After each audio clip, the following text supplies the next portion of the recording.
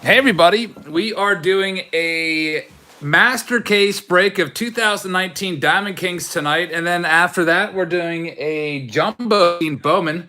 So to start things off, here is the list of everybody that bought into this. It's going to be all the cards going to one person per team. No half breaks. This is a one master case break. So you get all the hits that we pull out of here. Pulled some really good stuff out of Diamond Kings last time, from Vladdy Jr. to Fernando Tatis to Honus Wagner. Bat Relics was pretty good. So I'm looking forward to it again. Hopefully we get a lot of good stuff out of these. And with there being no new releases this week, decided to go back and do Diamond Kings and also Bowman. And yes, no Wednesday night break. Tomorrow is my son's birthday. My son EJ, he's going to be 6 years old. So be spending most of the time with him rather than doing breaks. So tomorrow you'll have your first episode of Wiffle Ball Wednesday. It's a home run derby between my brother and I. And that will be up tomorrow instead of a break. And we have a hit in our first pack. It is a Los Angeles Dodgers Dennis Santana. And that is going to our Dodgers owner right off the bat. Going to Chris C. Congratulations, Chris. Put that over in the hit pile over here. Tom Glavine, the 300. Tris Speaker, Hudson, and Pee Wee Reese. I don't know why I've even said Pokey Reese, besides the fact that he used to play on the Pirates for a little while. All right, pack 2. Justice Sheffield's on the back. Joseph pulled a Wander Franco out of 99. That's crazy. That's what we want to get out of Bowman. That card is very, very valuable. I hope we can find that one. There's a $10 super chat from Bill Seitz. Says, hey, Eric, happy birthday, EJ. Thank you for that. EJ is my son. He's going to be 6 years old tomorrow. Bowman will be after Diamond King. So if you want Bowman, I'd check back around, 9:30 or so. Probably be starting it up then. Not really sure how long this will take. Dante says, what time do you have to meet you at the gate on Saturday? For PNC Park, I always get there at least, I want to say 4 o'clock for a 7 o'clock game, at least 3 hours early. My friend Nick and I always throw on the bridge, have a nice throwing session, get all loosened up. Is my brother still going? I waited till he got down to like 4 packs left before starting the stream. My brother was breaking a case of 1984 Tops, and then I noticed that we had both scheduled our streams for 7 p.m., so I pushed mine back a little bit so I wouldn't take away any viewers from him or vice versa. And as of 4 packs left, he's still not found the Don Mattingly rookie card in 84 Tops, but he did find a nice Darryl Strawberry rookie card and a lot of other Hall of Famers like Nolan Ryan, Cal Ripken Jr., and so on. So you'll have to let me know if you found the Mattingly or not. Wild Thing, how's it going? Next pack, we have Paul Goldschmidt in there. Harry Heilman, Ichiro, Tony Gwynn, Jonathan Davis. Yeah, 84 is a nice release. I like 84. I have a box of 1980 Tops coming. Should be here on Thursday. So I don't know if we're going to have time to break that on Thursday. Just there's a nice Bryce Harper. Just because I have to sell out 36 spots for it. So I might put those on sale. I don't know if I can put those on sale soon. It's not my birthday. It's my son's birthday tomorrow. EJ is his name. Card said, hi, Debs. I've been subbed to your channel for around 8 months to a year. Happy birthday to EJ. I was wondering also if you could give me a shout out and tell Diamond Cards if you order from him, I sent you. It's postcards. Yep, I do order from Diamond Cards. Shout out from you. My wife is monitoring the chat, so I don't miss any super chats. How do you participate, Alisa? These are posted on Patreon. And I didn't even really put these on sale to the public. I think we got one team left for Bowman, actually. It's the Red Sox in break, either G or H. So there's one team left, and if no one buys it, I'll just take it. and hopefully get a hit. And we have a hit here, Frank Thomas. That's a Frank Thomas jersey relic. One of my favorite players from the 90s, Frank Thomas. That's his jersey. We also got a jersey from Frank in our last master case break, so that's pretty cool. No pinstripe on that one, and that's it for the first box. Next box. Daryl, thanks for that, man. Daryl's reaching out to Daniel Norris. He's got a contact that could possibly get an autograph or maybe even a jersey from Daniel Norris. That'd be pretty awesome. Joseph, yes, there is a Red Sox spot still open for Bowman. At least when I made the list, it was still open. That was the last team left. All right, we're on box number 2. Pack number 2. I'm hoping that I can get all these packs open pretty quickly. I remember last time we did this case. There's a nice Vladdy Jr. Check that one out. Nice framed junior card, Vladdy Jr. I'm sure the value of his cards are going sky high now with him finally debuting and all the hype surrounding him. There's Triple C. How's it going? Watch Triple C's video about the gems of the game. There's a numbered Walter Johnson. Seems like everyone's getting Upper Deck Phillies cards in their gems of the game, unfortunately. How much is when is definitive? I just sent out an email to everybody that bought into definitive through eBay today. Definitive has been pushed back to May 29th. There's nothing I can do about it, unfortunately. I don't know why they pushed it back, but everybody was advertising it for April 24th from Steel City to basically everybody, and then they just pushed it back. So I'm hoping that means there won't be any redemptions in there, which would be good. Toss that spacer aside. Busey is new to the channel, looking to get a Jeter rookie card. Huge Yankees fan. My brother and I just saw a Derek Jeter 93 Upper Deck rookie card on sale at a card store this weekend. It was $8. Aussie Albies. Are all the spots sold for today?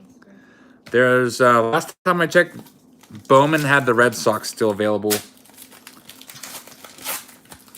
how much they were asking for the Red Sox? I can't remember, $50-$60, something like that. There's a nice portrait of Ricky Henderson. The cases of Bowman are going up too. Like, I paid probably $300 extra, $300 more for my case this week than I did a couple weeks ago. So more and more cases, I guess, are raising the prices. Do you prefer Steel City over other online card shops? No, I basically will buy forever as the best price. So it's not that I prefer one or the other. I really try to look around and get the best price that I possibly can. What kind of case is the Bowman break? It's a jumbo case, so it's a 4. We're doing it in half. Here's a Larry Walker. Very nice. Larry Walker, dual relic, and an autograph. Like that one a lot. And it's a low number out of 15. Larry Walker is going to be a Hall of Famer, and that's going to our Colorado Rockies owner. That's Darren C. Congratulations, Darren. My number 1 Patreon. That is the best card so far. So we'll keep the best cards on the screen. Larry Walker's going to go right there. Awesome stuff.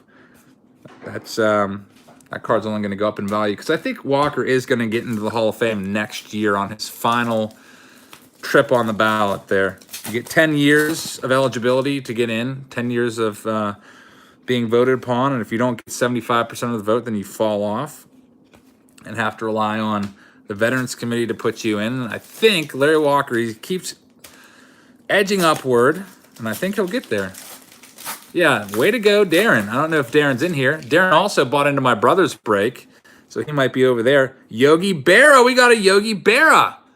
Very nice, Yogi Berra. We got a $10 super chat also from John Schmidt. It says, hey, Eric, those 90 tops traded were brutal. You're telling me that's why it was one of the worst of all time. How about this? Yogi Berra, double relic. Very nice. Let's check this one out. It's out of 20, 4 of 20. So you can see they got some cool stuff in Diamond Kings.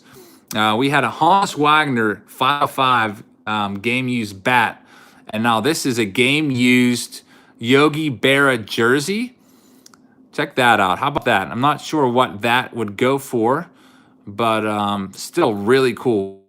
Game-used Yogi Berra. You could tell the... I really wish they would give you a game that was used at, or at least a season, so you could tell. That is really awesome. That one, by the way, is going to John A. Congratulations, John. All right, that's it for that box. We're on to box number 3. Do you know when Top Series 2 is out there? It usually comes out in June, so probably around mid-June. Start looking for it. All right, here's our next box, box 3. We got 24 of these boxes. W Vogs, how's it going? And we got an Ichiro. It's not a hit, and a spacer. I was getting low on spacers. I've been using up my spacers a lot for just, nameplates. Next.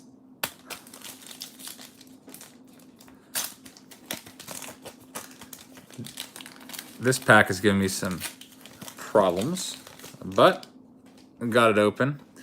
I remember I had to call my wife in last time I did Diamond Kings about halfway through to start opening the packs for me, just to speed it up a little bit, because my thumbs were getting so tired. Hopefully it doesn't come to that again, but it probably will. Whoops, almost dropped that. What set do you think Vladdy's rookie card will come out on? He'll probably be in Top Series 2. You might also start seeing him in Topps Big League is coming out soon. I don't know if they're going to have enough time to get him in there or not. But Topps Big League comes out next May the 8th. And we got two Super Chats. We got John A with $1.99. Thank you, John. He says, Yogi, that card is yours, John. Congratulations on that game used double relic. That's pretty sick. And also, Jason Smith said, can you explain to me the difference between regular tops and Tiffany tops? Just getting back into collecting, can't figure out the difference other than the value. Tiffany's a lot more rare. The backs of Tiffany are really, really clean and really, really bright as compared to a regular Topps back, and can only find them in sets. Like you had to buy a Tiffany set to get those most of the time. Like I paid $100 for a 1989, I think it was 88 Topps Tiffany. Dallas Keuchel, the still unsigned Dallas Keuchel. That one's going to the Astros. That's James S. Congratulations on that card. How many boxes today? 24 Diamond Kings, 8 Bowman. And the Bowman are jumbos, so we'll be getting 3 autographs per box out of each of those. Okay, next, Satchel Paige, framed card. There's a nice Gleyber Torres. Pretty much the only guy in the Yankees lineup that has not been injured this year yet.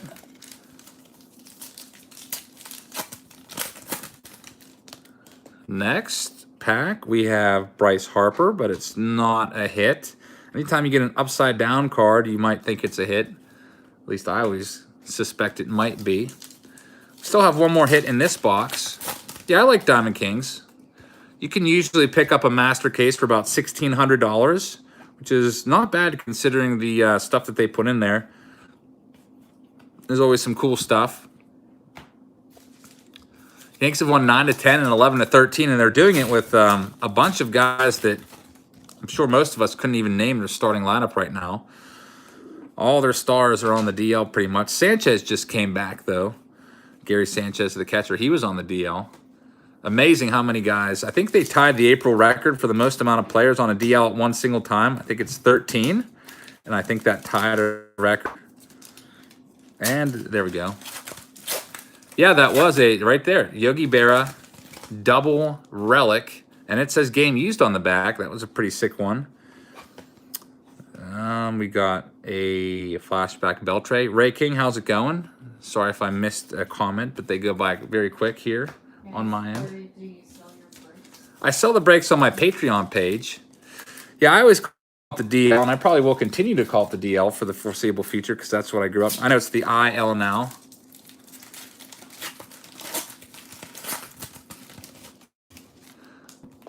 Next,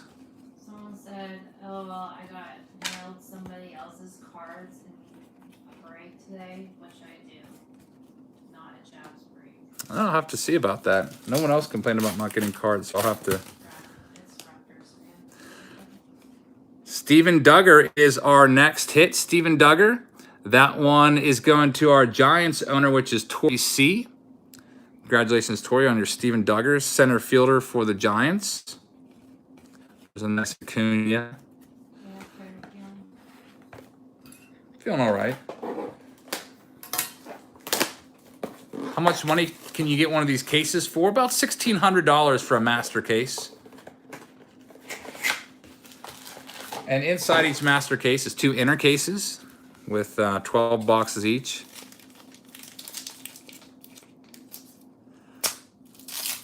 Pirates are in a losing streak. Hopefully they can snap out of it tonight. They're playing the Rangers. Jimmy Fox. Got a Mike Trout framed card. George Brett. Ronald Acuna. Yep, I have a stack of about 20 replies I did for Fan Mail Friday. And there's still many to go, but I started that. And I'm off work tomorrow because one of my kids has an appointment. So there's a Francisco Lindor. I'll try to get some more done tomorrow. The downtown, there's about one of these per case. They're really tough to find. I pulled a Mookie Betts out of the other case. That was the only other downtown card that I got out of Diamond Kings. So that's pretty much considered a hit there. That one's going to Michael S. Frankie Lindor just hit his 100th career home run not too long ago. Vladdy Jr. There we go. Vladimir Guerrero. It's 99 of 99. Vladimir Guerrero Jr., the #1 prospect in all of baseball. Check that one out. He's definitely in the news. And that one's going to James M.D. Congratulations, James M.D. Vladdy Jr. Check out that signature numbered out of 99. That is probably going to be the hit of the night, I would imagine. Very nice hit. Check out the back of Vladdy. Arson said he hit the best card in the collection. Which one did you hit? There are, obviously there's probably going to be some other ones that are better than that. I heard there's maybe Babe Ruth in here, but still very, very nice. All right, next pack. Adhoff said you pulled a Juan Soto auto out of 49. That's a pretty good one. Juan Soto, he's only hitting 248 right now, but he'll bounce back, I think. Sophomore slump to start the season a little bit, but still has a lot of power.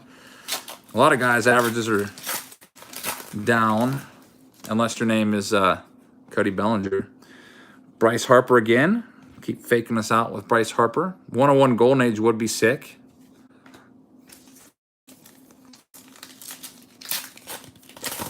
Shout out to you, Aby. We got a thick card here of a Houston Astros pitcher, Cionel Perez. Haven't heard of him. He must be a prospect. 4 of 99. How much is one box? I think you could pick up a box of these for like, I don't know, $80. I think they were at the local card shop.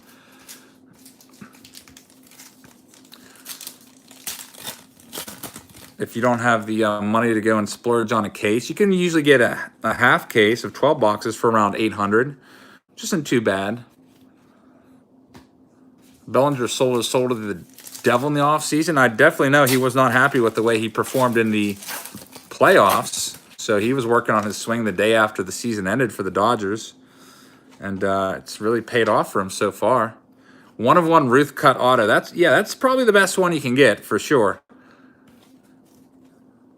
I'm wondering if he's going to keep it or sell it. Joshua, how's it going? About how many cards do I have in my collection? Over 1 million. Mostly in my garage. Lots of cards from the 80s and 90s. Wild Thing. I'll see you later. Ray King, I don't know what time I pulled the Berra. I did hold it on the screen for a minute, though, so I think you can probably scroll back and find it. Chance Adams, maybe an auto. No, it's a framed card.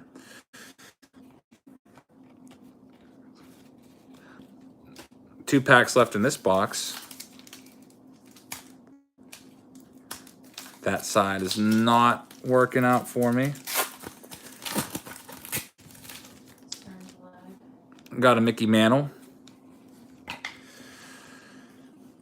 And there's a nice Acuna Jr., the Gallery of the Stars insert set. How many 1-of-1 cards have I pulled?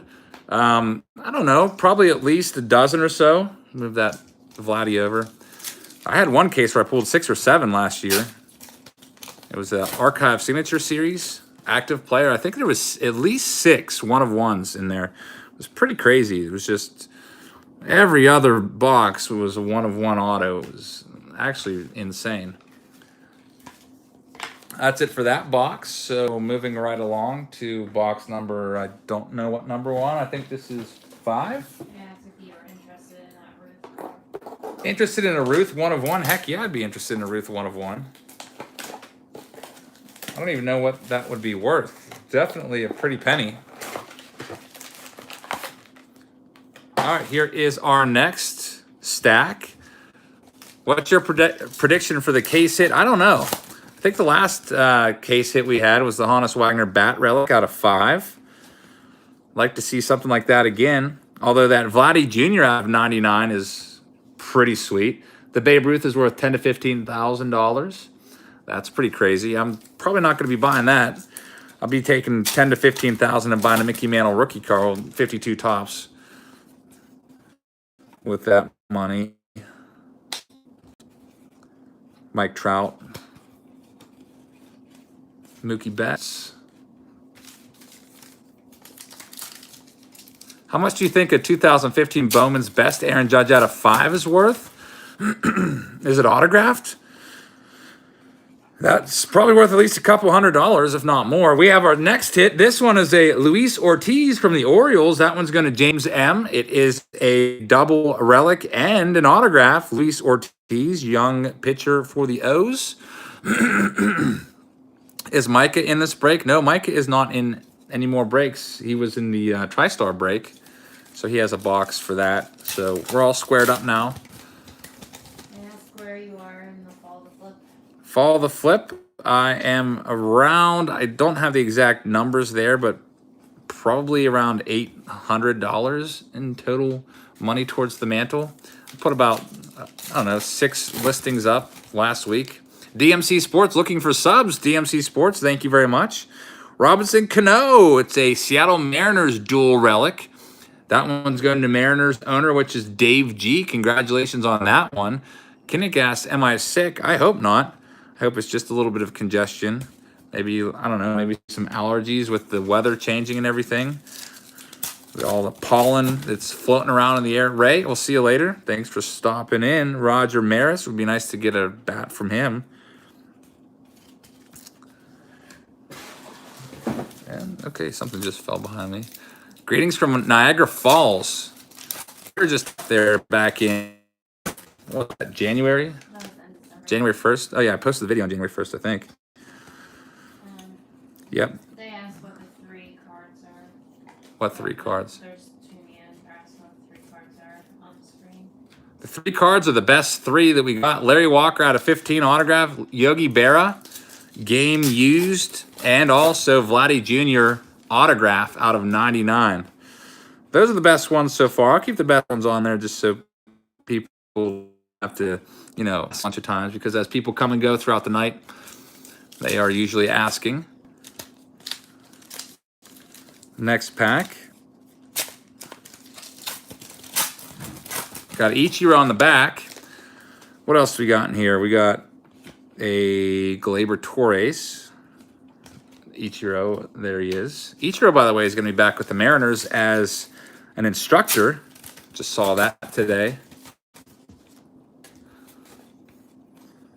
Got a spacer. I'll toss that aside. Garrett Hampson. Jay, how's it going? How much moolah for a spot in the break? It depends on the team. How's the weather there? It's it was raining today on and off. Probably about 60-ish degrees, somewhere in there. I'm not sure what it is now. It's supposed to be nice tomorrow, like 80 degrees, but it might possibly rain. I hope it doesn't rain.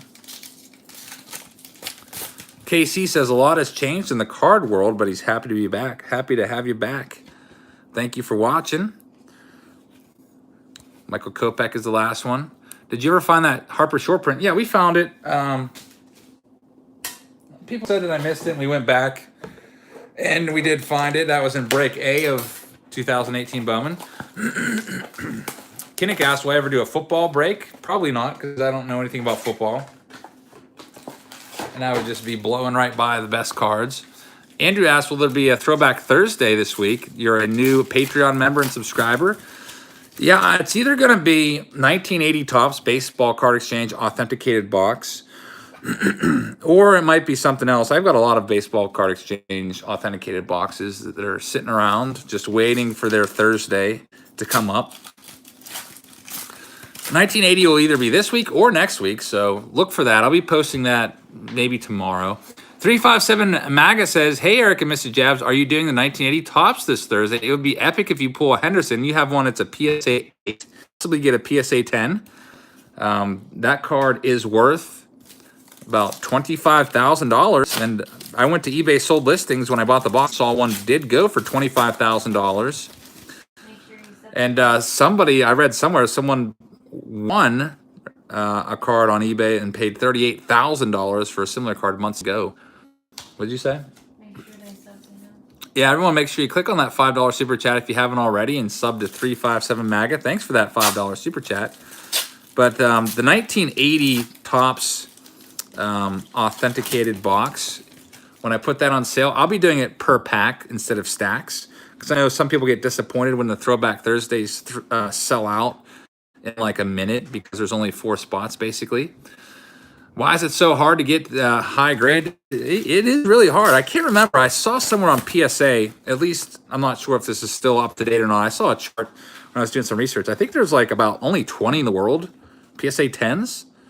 I guess maybe just not a lot of wax boxes are still around for people to go crack and open. That's why if you want to buy an authenticated sealed box from a sealed case, you got to pay $2,500 for one. It's pretty crazy. But if you do get that in a 10, you are pretty much set. There's a $2 super chat from Arson. Says, anyone interested in the Ruth 1 of 1? There's his Instagram. Arson, what are you asking for it? Because maybe save some time right now. If you have a fair price that people are willing to pay, you might be able to get some people offering you right now. Josh James just dropped him off my fantasy team last week. That one is going to Astros owner James S. Congratulations, James, on your Josh James. Next pack. Justin Verlander, Mike Trout. There's a Vladdy Jr., Johnny Bench, and Ryan Ahern.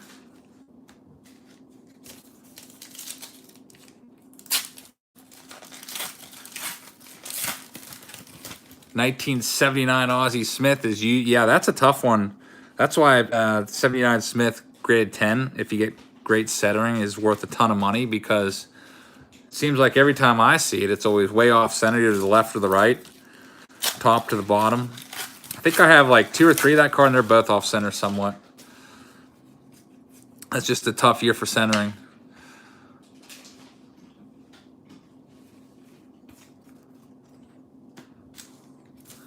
I do use team bags a lot, mostly for the breaks. I just bought 20,000 team bags just to stock up on them. Whenever I ship the breaks, I always put them in team bags, and then I put them in a little box or put them in cardboard. Thank you, W. Vogs.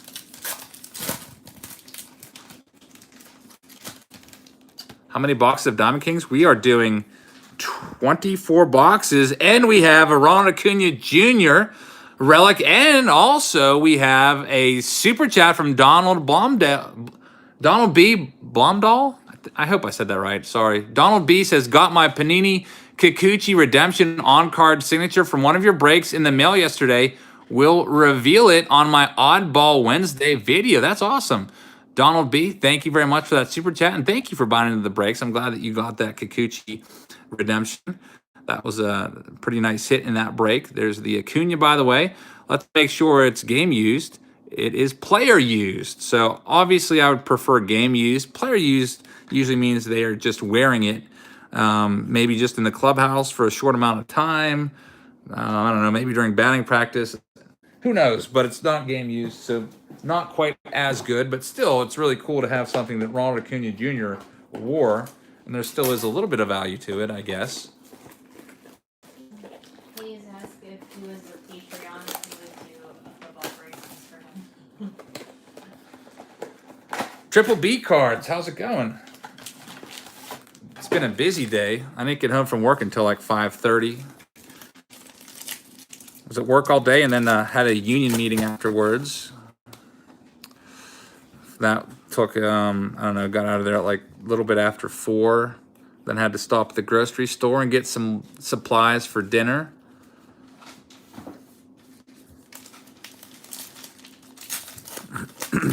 All right, next pack. Got a Bueller on the back. This is a thicker pack, so it's either a spacer or a nice hit. It's just going to be a spacer. Yeah, hopefully everyone subs to Donald B. Thank you again, Donald, for that 777 super chat. Bunch of lucky numbers. Yeah, that's what you had for dinner? Had tacos for dinner. Taco Tuesday. Zach Campbell got a signed bat. I saw that. There's a nice artist proof Harper. I think that's like the 3rd or 4th Harper that we pulled in that design. He bought lettuce for tacos. Yeah, I bought lettuce for the tacos, cheese for the tacos. I bought milk for my Raisin Bran. I bought Raisin Bran. I bought some bread that my wife said is disgusting. I bought, what else did I buy? You bought onion Some bread. pepper. Who likes onion bread? I thought you were trying to be healthy. Onion bread? Onion bread is not healthy. Bread is not healthy. There's Derek. onions in it, though. Bread is just like a massive carb that sits in your stomach. It has no purpose. Well, maybe the kids will like it. Also got pepperoni rolls. You got mad when I gave it to Emmy Lou, so obviously it's not for Yeah, because it all ended up thrown on the floor and not eaten. Roger Maris, frame card. Flashback Johnson, the big unit. Thrift shop hustlers agree to know that bread is not healthy. Don't get me wrong. I love bread. Javier Baez.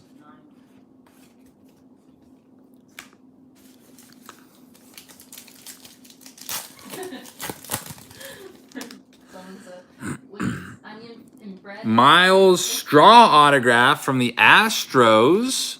That one's going to James S. Congratulations, James, on your Miles Straw.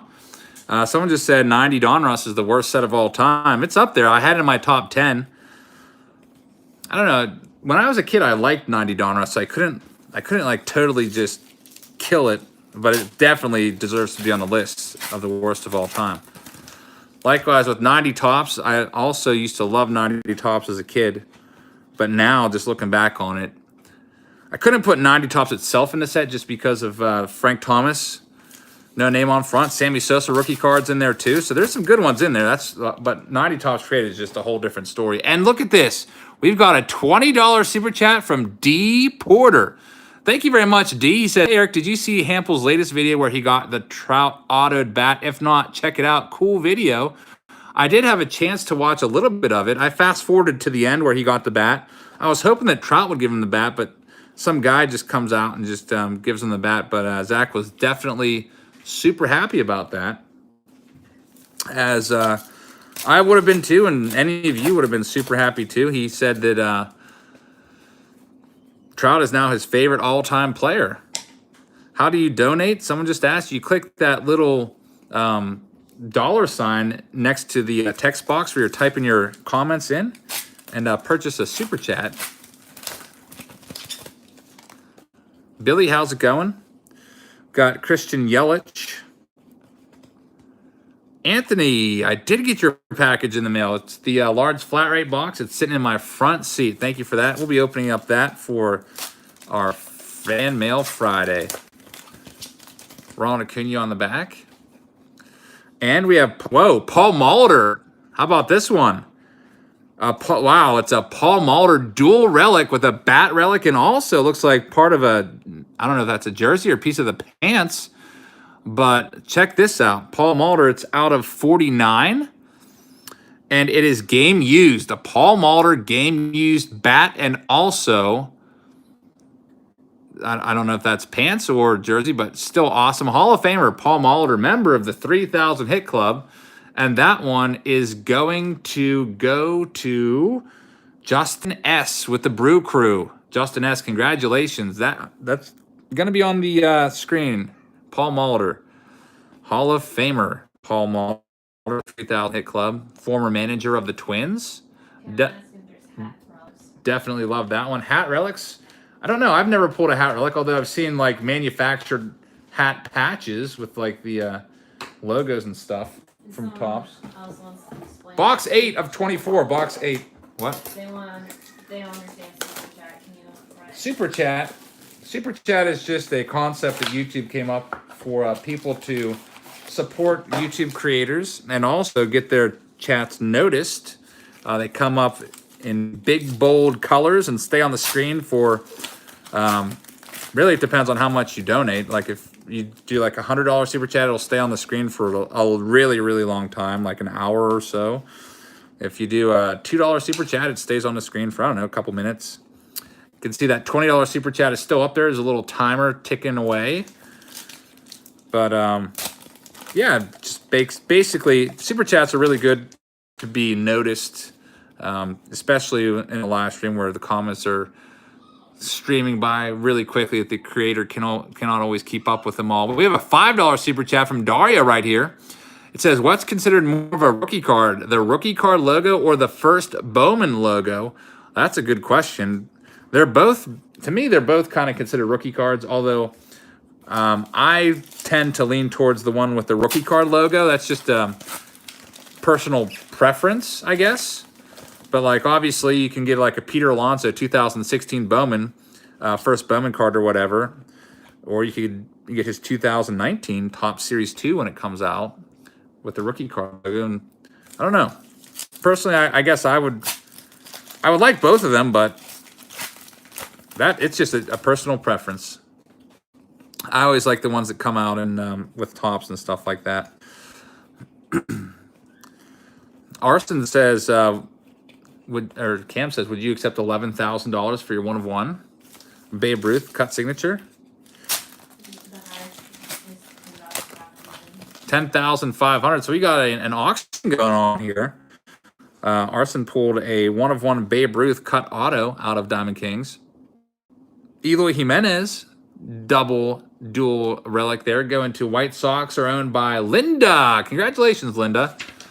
Legendary Linda with her first hit of the night. She's got the White Sox, and she has American League Rookie of the Year contender, Eloy Jimenez.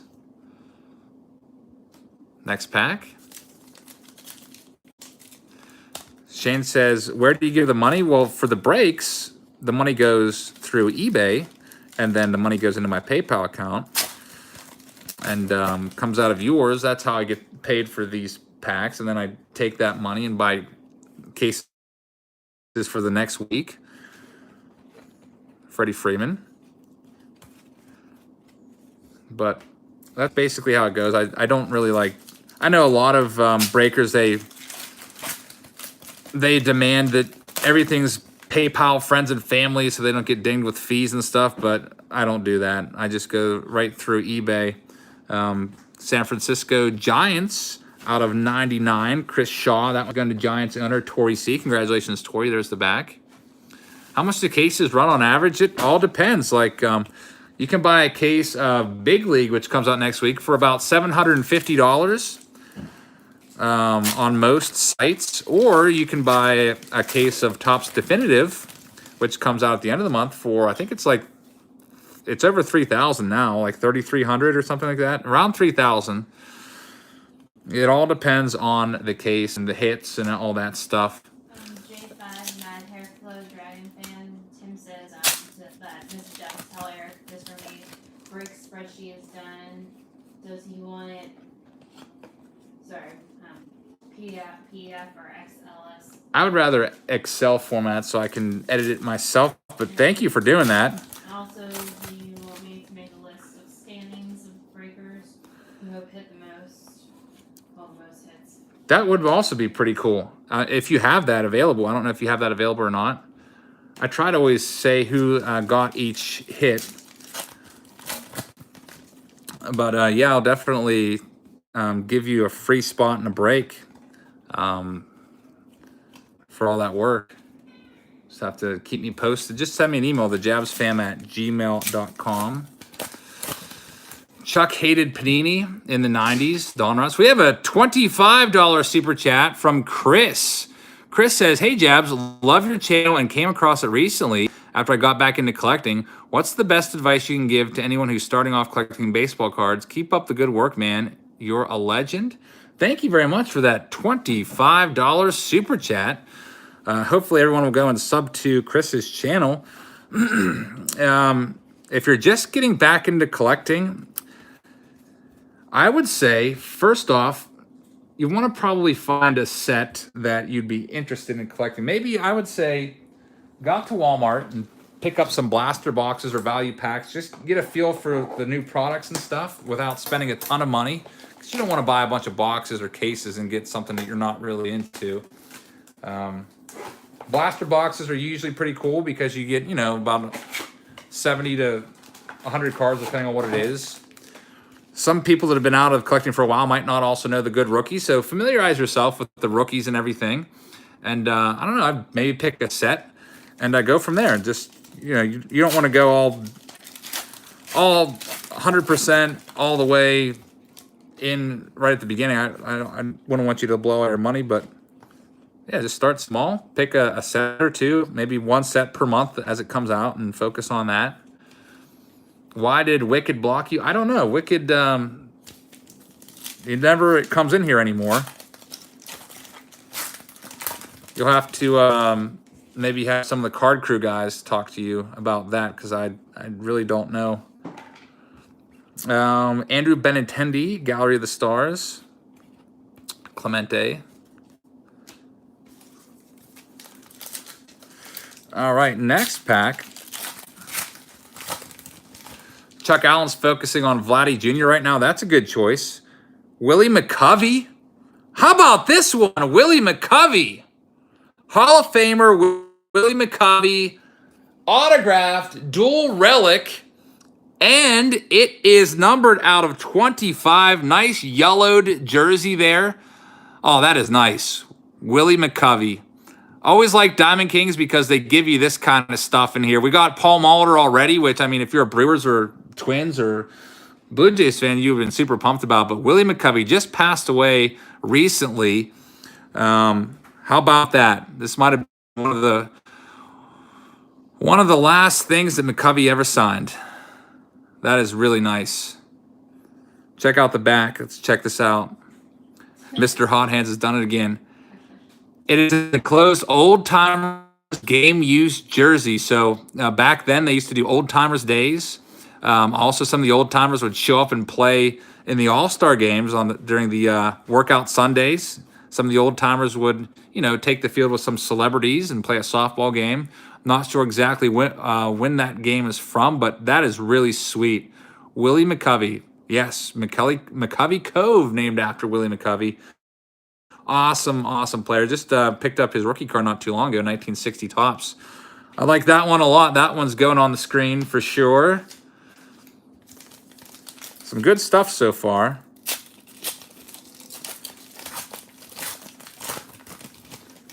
I don't know. Is that the case hit? It might be. Benintendi. That is a very nice hit. Can you break Panini Leather and Lumber? I'm looking at it. I think that comes out near the end of this month. I'll probably buy a couple cases of that. It looks pretty cool. Get some different relics in there. Some relics of like baseballs, I think they said. But that's, yeah, I always try to buy all the new releases and break them for you guys and do case breaks of everything new. Keep you up to date so you can watch the breaks and then see if it's something that you'd want to go out and buy. Oh, yeah, who gets the Mccovey? That's our Giants owner. Tori's having a good night. Tori, congratulations. You got the Mccovey. You also had two other hits. You got Steven Duggar and Chris Shaw. So you're up to 3 hits on the night. I think you're leading the league right now in hits for this particular break with just those Giants. If you haven't already, I'd suggest breaking 84 Fleer. That's on my list of things to do. The last Fleer one I did, I think, was 83 Fleer. I don't think I have an 84 Fleer case just sitting here in my collection, so I'm going to have to probably go out and buy a couple of those. Next pack. Let's go Bowman. Bowman will be coming up after this master case. We'll save that for prime time. Jake Bowers, it's a dual relic. Going to the Indians owner. Indians are owned by Michael S. Congratulations, Michael S. Altuve.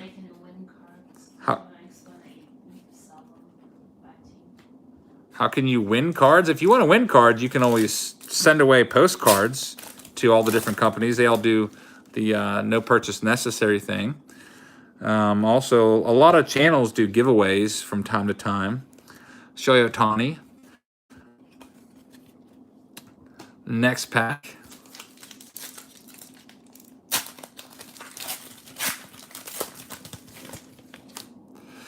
What do we got here? We've got a Jose Reyes, Diamond Kings card. Luis Severino, another guy on the DL for the Yanks. How much would one pack of 80s tops be? I'm thinking around 79 bucks or so for one pack of authenticated 1980 tops. You can buy a box of those for $2,500. And if you can get a Henderson PSA 10, you could come up with at least $20,000, it seems like, because one sold for just under $25,000. So, yes, it's expensive, but it's like buying a lottery ticket. Just because pretty much if you're buying a pack of 80 tops nowadays, just out in the wild, like at a card show or something, chances are it's probably searched. So I definitely want to do it. But Baseball Card Exchange has been pretty good on authenticating their boxes. And we have another super chat as I go to pull out the next box here. It is from Incredible CJ Collectibles. Incredible CJ says, Jabs has the best breaks on YouTube. Love hanging out in these. I just started doing breaks of my own.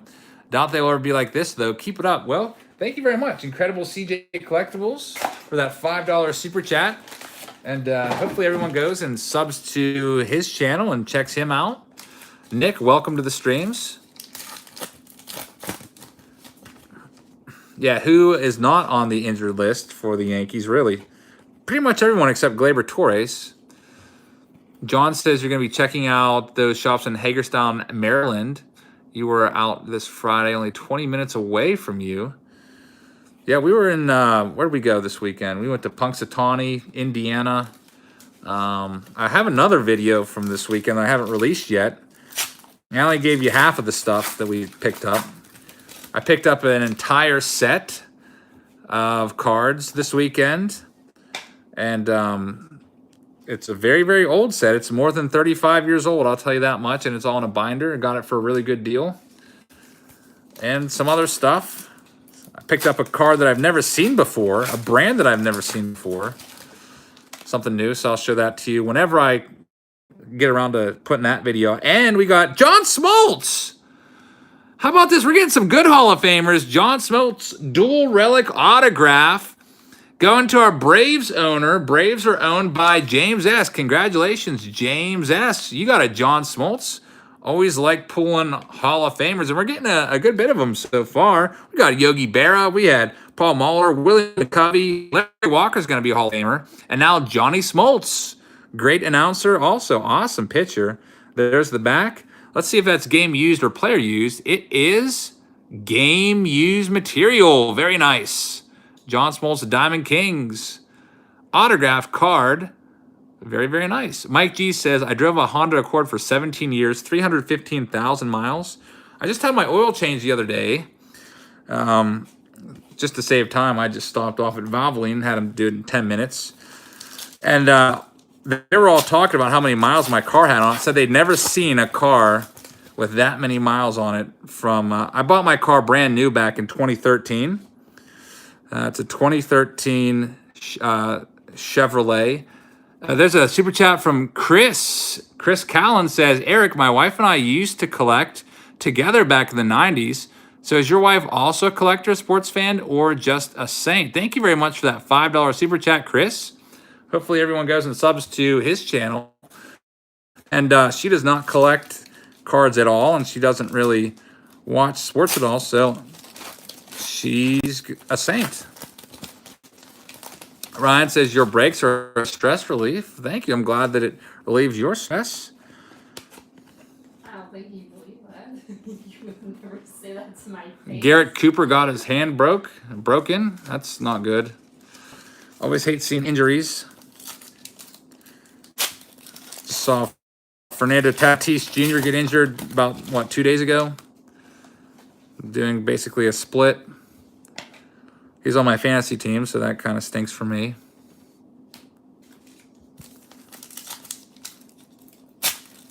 Mrs. Jazz makes the best taco salad. Yes, she does. And JB Sports Cards with $1.99 says, hi, I hope you pull some sweet hits. Thank you very much, JB Sports Cards. Everybody check out JB's. Awesome Mets fan, awesome channel, very knowledgeable. And click on his super chat and check him out.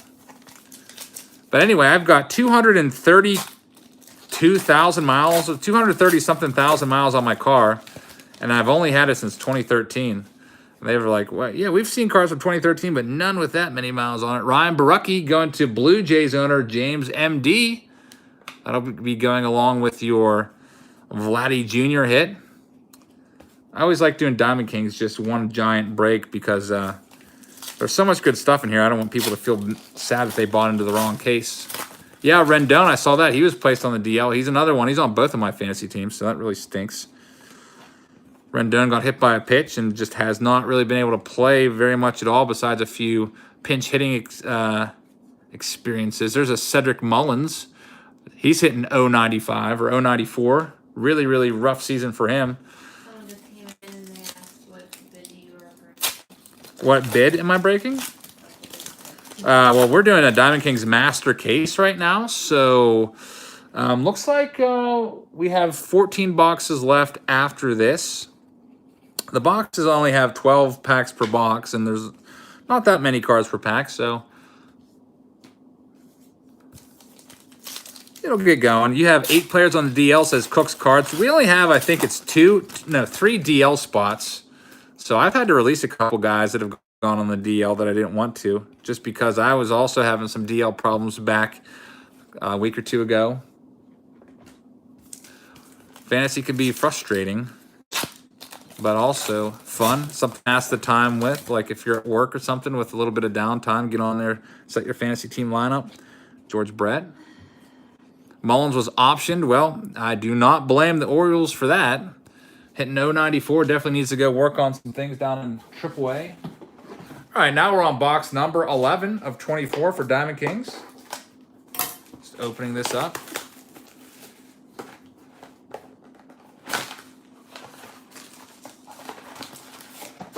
There we go. There's the packs. It's got a new tripod in the mail today.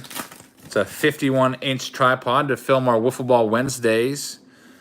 My brother recommended it to me because he had one. We used his yesterday when we filmed our Wiffle Ball Wednesdays video. I started editing it, and I got about, I don't know, we played, I think, 5 rounds of Home Run Derby. I got the first round done.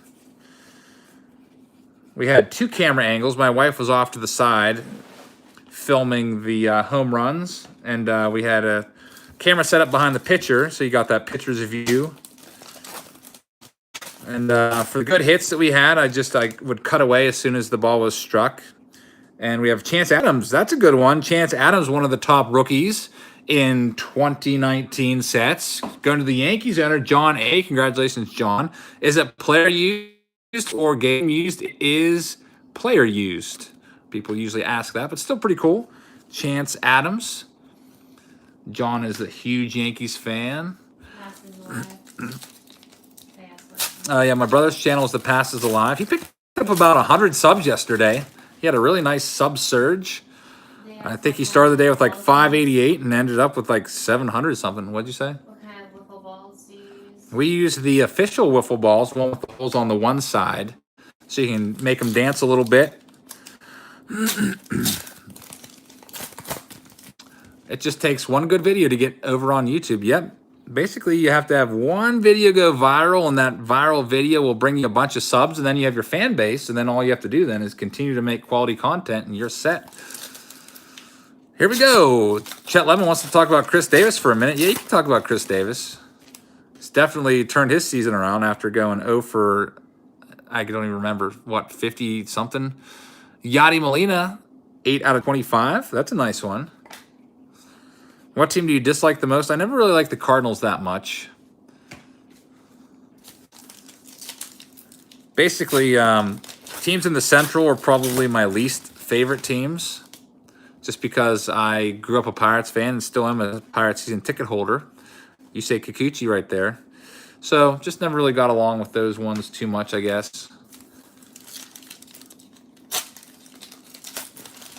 A lot of people hate like the Yankees or the Red Sox, the bigger teams that always seem to win, but I don't really mind them as much as other people. There's a Taylor Ward dual relic. That one's going to our Angels owner, Andrew M. And it is player used. Win, lose, or tie, Orioles fan till I die, said someone until it disappeared. Didn't get to see the name, but I saw the comment. Yep, I grew up liking the Orioles too. I used to love Cal Ripken Jr. He was my favorite player. Brooks Robinson. He's got a really goofy looking card, by the way. If you ever have a chance, check out his 59 Topps card. I think it's 59. 58 or 59. He's like, it looks like someone just asked him a question that he did not know the answer to, and he's like, huh? And they just snapped the picture of him. I'll have to show you that card one of these days. Relics sell well on eBay. Yeah, that's why they keep putting them in the packs. People love their relics and they love their autographs. Ryan Sandberg. And it looks like I'm getting a visitor coming down the stairs. It is my 1-year-old, Emmylou. So hopefully she doesn't start crying. Do you think that Luis Castillo could win a Cy Young? It's possible. He's got a 123 earned run average. You saw the Mets, Jacob Degrom won it last year, despite being on a crappy team with not that many wins. Basically, if he can put up those great numbers for earned run average and whip and everything, he's got a really good shot at it. He came into the day leading baseball. I think it was 123 or 128, something like that, in earned run average. Leading everybody, Luis Castillo. So I pulled a few of his autographs recently. Well, not recently, a couple months ago. So those cards are definitely going up. Obviously, if the Reds were a better team, it would increase his chances of winning the Cy Young. But it's a long season. We're only about 1/6 of the way through. Baseball season is a 6-month marathon. So lots of time for him to prove himself.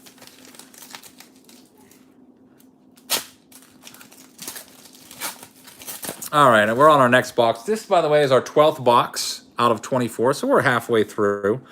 Got some nice hits so far. I'll recap all the hits at the end of this break. What do you think of the Marlins looking like a AAA team? I expected it. The Marlins are 8-20. They have the worst record in Major League Baseball, just slightly worse than the Kansas City Royals are. Be really bad, especially because, you know, their division is so tough from top to bottom. A lot of people predicted an all-out war between the Mets, Phillies, Nationals, and Braves. All really good teams. Are they 8-21? I don't know. Maybe it is 8-21. I know they have 8 wins for sure, though. I try to look at the standings. We got another Hall of Fame hit. Lee Smith. So we're getting a lot of Hall of Famers out of this one. Here's a new Hall of Famer, Lee Smith. Played for various teams. This one looks like he's in his Cardinals uniform. We'll inspect it more after I read this super chat. Jared still says, love the videos. I enjoy watching you rip packs. Just discovered your channel yesterday. I just got into the hobby and started going through thousands of old cards from the 50s to 90s from my parents. Jared, thank you very much for that $10 super chat. I hope everyone checks out Jared's channel. Very, very nice of you. And Lee Smith, a dual relic, and it's numbered out of 25.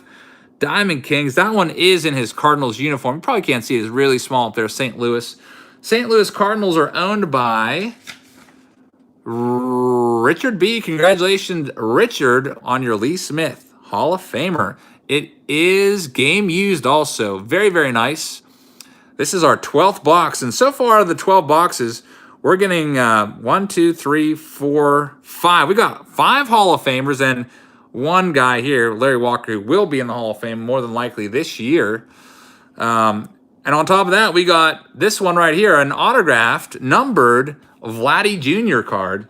So this case has been really, really good to us so far. Hopefully the other half of the case is just as good, with lots more hits coming our way. I'd like to see maybe another Honus Wagner hit or something like I don't know, Ken Griffey Jr., Randy Johnson, something like that. I always love those relics of play. I love the players from the 90s. Like, I grew up watching Smoltz, Smith, Molitor, all those guys.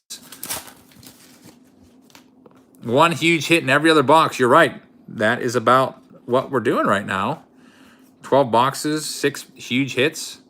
Want to sell that Vladdy Jr. card? You're going to have to talk to James MD about that one.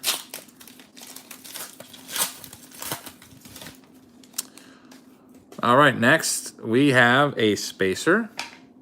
We've got a Jose Ramirez. He's really struggling this year. Jose Ramirez has not been the same player. Are we ever going to hear the juicy stories about the Pirates and some of their players? No. Can't ever tell those stories because it could really get the players in a lot of trouble, especially one of the players that's still on the team. I'm just going to not elaborate anymore. Next pack is the thick one. Who do you think will be better, Vladdy Jr. or Vladdy Sr.? That is Michael Brantley, by the way. Oh, we got a piece of the, I don't know if that's, it looks like a stripe there and maybe a part of a number or a name. Michael Brantley, Indians. That one is going to, it's game used, by the way. Indians are owned by Michael S. Congratulations, Michael S. Michael also got the Francisco Lindor downtown card. It's a nice one. Yeah, it's numbered out of 10, too. Numbered out of 10, 9 of 10. That's a sweet card. Michael Brantley, of course, now on the Astros, but since he is in his Indians uniform there, that one goes to our Indians owner. All right, next pack. We've got Satchel Paige in there. Good old Satchel Paige with the St. Louis Browns. So he'll end up going to the Orioles owner. That's just the way it goes.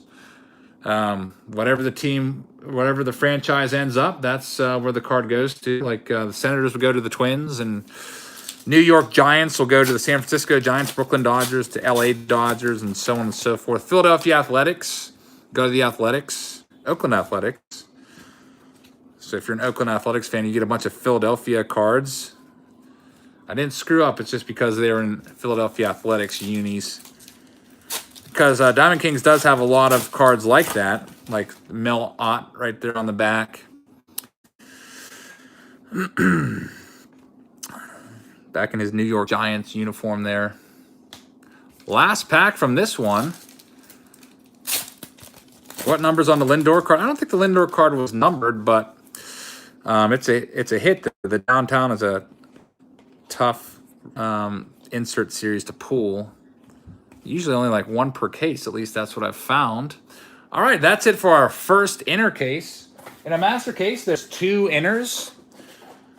Each inner case has 12 boxes. So we finished off the first one. Now we're on to the second ones. Kimvet says something about a Tuesday live stream. I usually live stream on Wednesdays because that's when the new stuff comes out. And I can get the new stuff on release day lots of the time. So I think I would probably get in trouble if I did it on Tuesdays.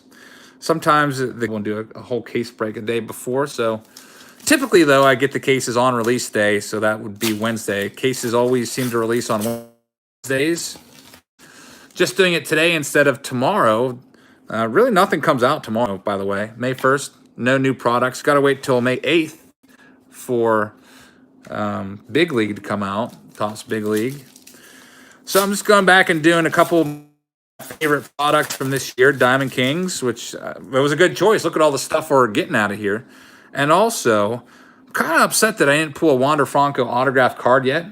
Kind of feel like I should have. And I'm going to try it again. That's okay, Baseball John. Thank you very much. Can you have the Vladdy Jr. card? Nope. All these cards are already purchased. If you want to buy a team, I think there's one team left. It's the Red Sox. At least the Red Sox were still available for the Bowman break, unless somebody bought them already. I think somebody did buy them already. I think they are gone. So everything is gone as of right now. I didn't even realize that was gone. And yep, Red Sox are gone. And it's bought by somebody in this break. So I always like to send out an email to everyone at least an hour or two ahead of time. There's a $2 super chat from Southern Breaker. Says, have you had any luck with the $5 Walgreen box? Yeah, I pulled a Bryce Harper rookie card out of one of them. I did a video back in October. I went around to all the different Walgreens and bought every single box I could. I think I had like 25 boxes. Just showed all the cards I pulled out of there. And yeah, there's some good luck in there.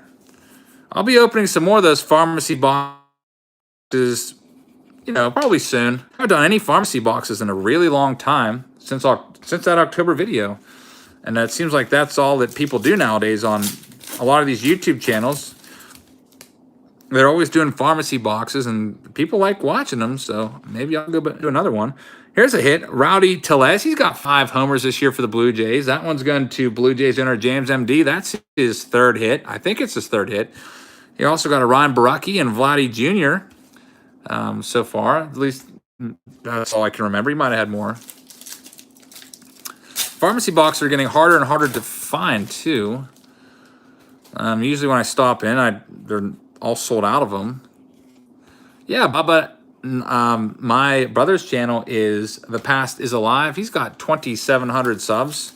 He just did an 84 Topps box break. I don't know if he found the Mattingly because I had to get the live stream fired up, and he had 4 packs left when I stopped. But he did find Darryl Strawberry rookie card along with a bunch of other Hall of Famers in there. We found that box this weekend at a flea market.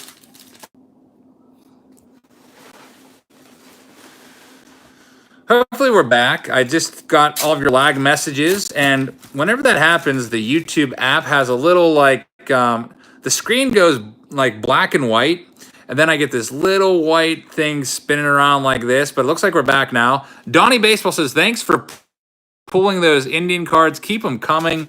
You're welcome. You're having a pretty good break so far, and I hope that you continue to get good stuff. Thank you very much for that $5 super chat. I hope everyone goes and checks out Donnie Baseball's channel. Sorry for that little burp in the YouTube system. I don't know if maybe I just have to update the YouTube app or what it is. Reggie Jackson bat. How about that one? Another Hall of Famer. We got a $5 super chat from SoCal Box Break. Says, great job again. Next giveaway is Monday at 4 p.m. Pacific. This channel is out of the park. SoCal Box Breaks, thank you very much for that. I hope everyone checks out SoCal Box Breaks, checks out the giveaway, and hopefully you win. And we got Reggie. How many autos per box? There's usually 2 hits per box. I think it's 1 guaranteed autograph per box on average. We're getting tons of autos so far. I got a whole stack of them. And this is a game-used bat, Reggie Jackson. That one's going to John A. Congratulations, John. That's just another Hall of Famer to add to our lineup here. That was the last pack in box number 13. Now we're on to box number 14 of 24. This master case of Diamond Kings. My YouTube's up to date. It is up to date? Yeah. I don't know. All right, next, Cervelli was hit by a pitch. That's not good. Cervelli's having a rough season. He's hitting, at the start of the day, he's hitting 174. So I'm almost hoping that Cervelli gets a little bit of a break. And because Elias Diaz is one of my favorite players. Elias Diaz is a backup catcher for the Pirates, but I do believe if he got regular playing time, that he would turn into a star. I love that guy. There's a $5 super chat from Incredible CJ. Says, hey, all, can't wait to see Bowman. Everyone go check out Missouri cards, and me as well. Thank you very much, Incredible CJ, with the $5 super chat. Check him out, and also Missouri cards. 2 more great baseball channels to subscribe to. Lots and lots of baseball card channels. The YouTube baseball card channel community is just really, really growing over the past few months. Lots of people getting motivated to start up channels. There's lots of great creators out there. There's a $2 super chat from Joe Mansman. Says, enjoy the breaks. Let's go Mets. Thank you very much. Speaking of Mets, there's Jacob Degrom. he had an MRI or something on his throwing arm. I think it came back okay, didn't it? But he did not look good his last couple starts before getting injured. There's a Vladdy Jr., heirs to the throne. Doesn't anyone else live in Ohio? Says Big Fry. I live close to Ohio. I used to go out to Ohio all the time. In fact, one season I attended, I think it was 56 Indians games in a single season. I think it was 2014. Yeah, the year. 2014 or 2016, but I went to, every time there's an Indians game when the Pirates were on the road, I would go to the game. Not anymore. I haven't been to a single Indians game this year. I've only been, I think, 6 baseball games this entire month. This is the lowest amount of games that I've ever went to in a month.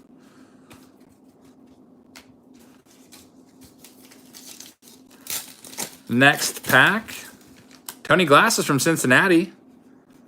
You had a big card show down there. I was thinking about going to it last weekend. Josh James, again, our second Josh James hit. That one's going to Astros owner, James S. Josh James, second hit. But there's a 160 table card show this weekend in Cincinnati at some high school. I don't know if you went to that, Tony. But I was looking into going there, but I decided, nah, I'm not going to drive like 5.5 hours. We have another super chat from Major League Hats. Says, keep up the unpacking. Love the channel. Major League Hats, thank you very much. Everybody check out his channel. And give him a sub also. Really appreciate it. Is anyone here from Indiana? Been through Indiana. Don't really ever go to Indiana. Really ever. Just maybe stop by at a rest stop on Chicago or Milwaukee. In Indiana? Wasn't it there? A minor league game? No. We stayed overnight in Indiana on the way to Chicago in like Gary, Indiana, I think, one night. What about that place where was pirate game?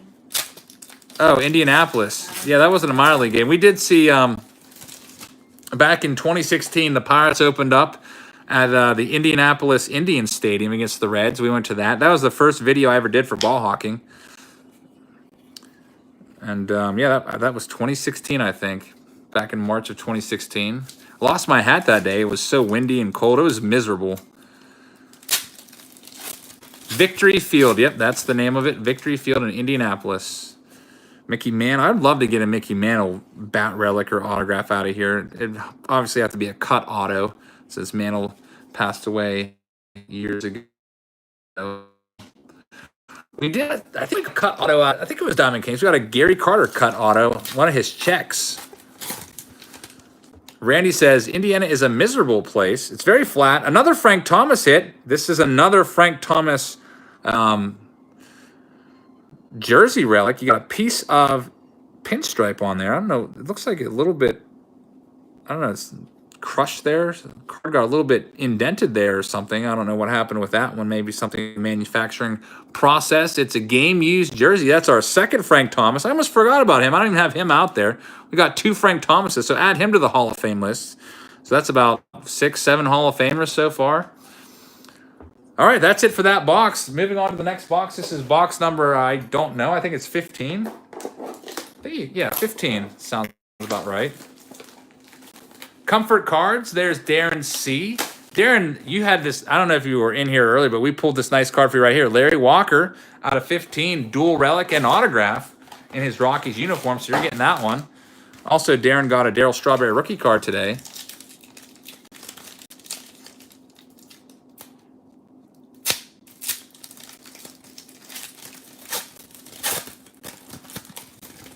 Jared says I could watch these breaks for hours. Thank you very much. It's going to be hours. I don't know how much longer Diamond Kings will take. I was expecting to be done with Diamond Kings by about 9:30-ish. And then get into Bowman.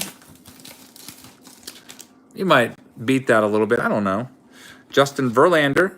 There's a nice Kirby Puckett. I always have to double check these cards because I always think that might be a number, like number 5 of 5 or whatever, but it's not. It's just his uniform number.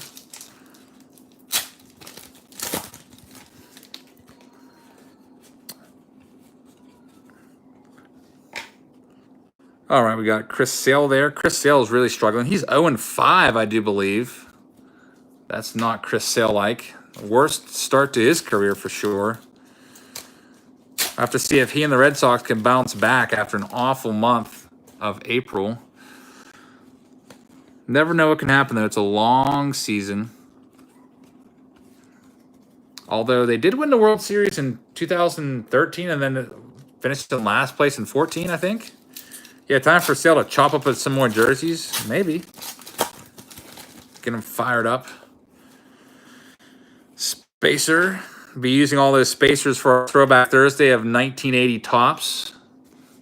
Write each person's name and pack number on there. I don't know if I want to do the 1980 tops Throwback Thursday live or just like a continuous video and just post it. I can't decide that. There's a Bryce Wilson, Atlanta Braves, numbered out of 49, going to James S. Because it would be pretty sick to do live, but I don't. Every now and then we have some serious like live streaming issues where it like lags or I have to restart, and I don't want that for a $2,500 box. So I was thinking about just doing a continuous cut, so you always, always keep the packs on the screen and everything. No cuts. So if I start coughing or whatever, I'm just gonna have to edit the cough, or like mute the cough and just leave the stuff on there.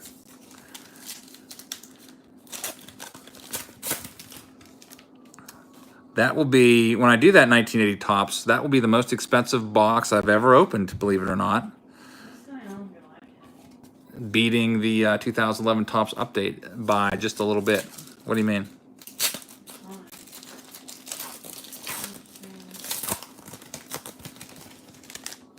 FSA testing tomorrow, says Ginger. Well, good luck with that. Hope you do well. Mookie Betts, he's starting to bounce back.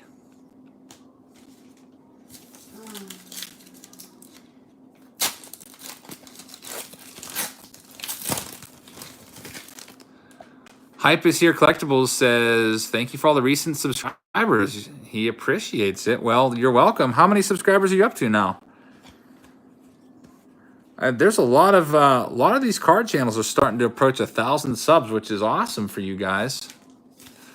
Why is 1980 Topps so expensive? It's because a PSA 10 Ricky Henderson goes for around $25,000 because there's so very few in the population. It's just a really hard pull. We got a Juan Gon. Everybody remembers Juan Gon if you're around my age. Juan Gonzales.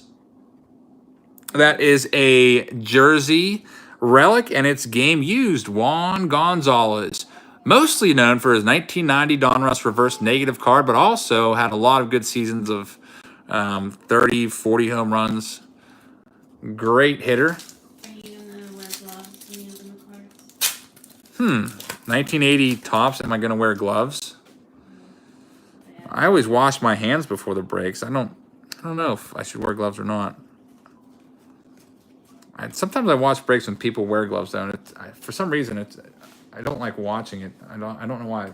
Seeing the gloves kind of like, I don't know. It's weird. It's probably just me. I'm like thinking, what's wrong with their hands? And I don't know. 411 Hype is Here Collectibles. That is pretty awesome. All right, here's our next box of Diamond Kings. This is box number, I don't know. We got 8 left after this. So we're getting down to the end here. Yeah, glove, I agree. I don't know. It's not like we're opening cards from like 1909. I mean, I'll have my one touches ready to go for the Henderson. I'll probably have at least 4 or 5 one touches all ready to go for Ricky Henderson, so I can just drop it right in there and get it encapsulated as soon as possible so not a piece of dust falls on it or anything. If I can get that. If I could say that I pulled a PSA 10 1980 Topps Ricky Henderson, that's all I need. That would be sick. All right, here's our next pack. Got a good old spacer in there. I think they'll ever make edible cards. Edible cards? No. Who would buy that? Do like fruit roll-ups. Who asked that? Is that your question? We have a super $5 super chat from Central Florida. Pickers says, thanks for the videos. This is methadone for people addicted to pack busting. Central Florida Pickers, thank you very much for that $5 super chat. I hope everyone goes and subs to Central Florida Pickers. Charlie Blackman, Darren with another hit. Charlie Blackman, Relic, is it player used or game used? It's game used. Very nice. Always like the game used. Not number or anything, but Darren, you can hit the break. In addition to that Larry Walker autograph, which is pretty sick. But anyway, Florida Pickers. So do you go around to flea markets and antique stores and stuff like that? Because that's one place, well, actually a lot of places I haven't hit up yet. Usually my brother and I fan out within, I don't know, 2-3 hours from here. I think the most we've traveled so far is about 3 hours. But we're going to start to look around for some really, really big flea markets that we can hit up. All around. Okay, so definitely going to have to come down your way at some point. Probably in the summer. I might start traveling a lot next year, like during the weekends. Maybe if I can ever get this channel up to like 100, 200,000 subs. Start maybe going away on the weekends to different states, like flying away. Going out to, I don't know where. Like, go down to Florida for a weekend. Comfort cards. Yes, I did mail your Patreon. I've got the tracking numbers for you. I can just send you a picture of them. Sorry, I did not get a chance to send you that tracking number, but your Patreon package, Darren, was so big that I had to put it into 2 different boxes. It's in a large flat rate box and also a medium flat rate box. So look for those 2. Should be there probably tomorrow. Not seeing much else here, but someone just said we're frozen. So let me know if you're also frozen, and I will stop. The Fawn says do a cross country trip. That would be fun. It would have to be on weekends though, because I'm a teacher. Another Ryan Barucki. Ryan Barucki, that's another hit. James MD. Congratulations. I think that's your 4th Blue Jays hit. And someone's crying. All right, everyone's saying they're good. That's good. Whenever I see someone say that, I automatically get really wary of continuing. We've got Alex Bregman. He hasn't really been active on his YouTube channel since the season started. Bregman, over 100,000 subs. Got him pretty quick. I don't think we're going to see much more from Bregman, though, on YouTube.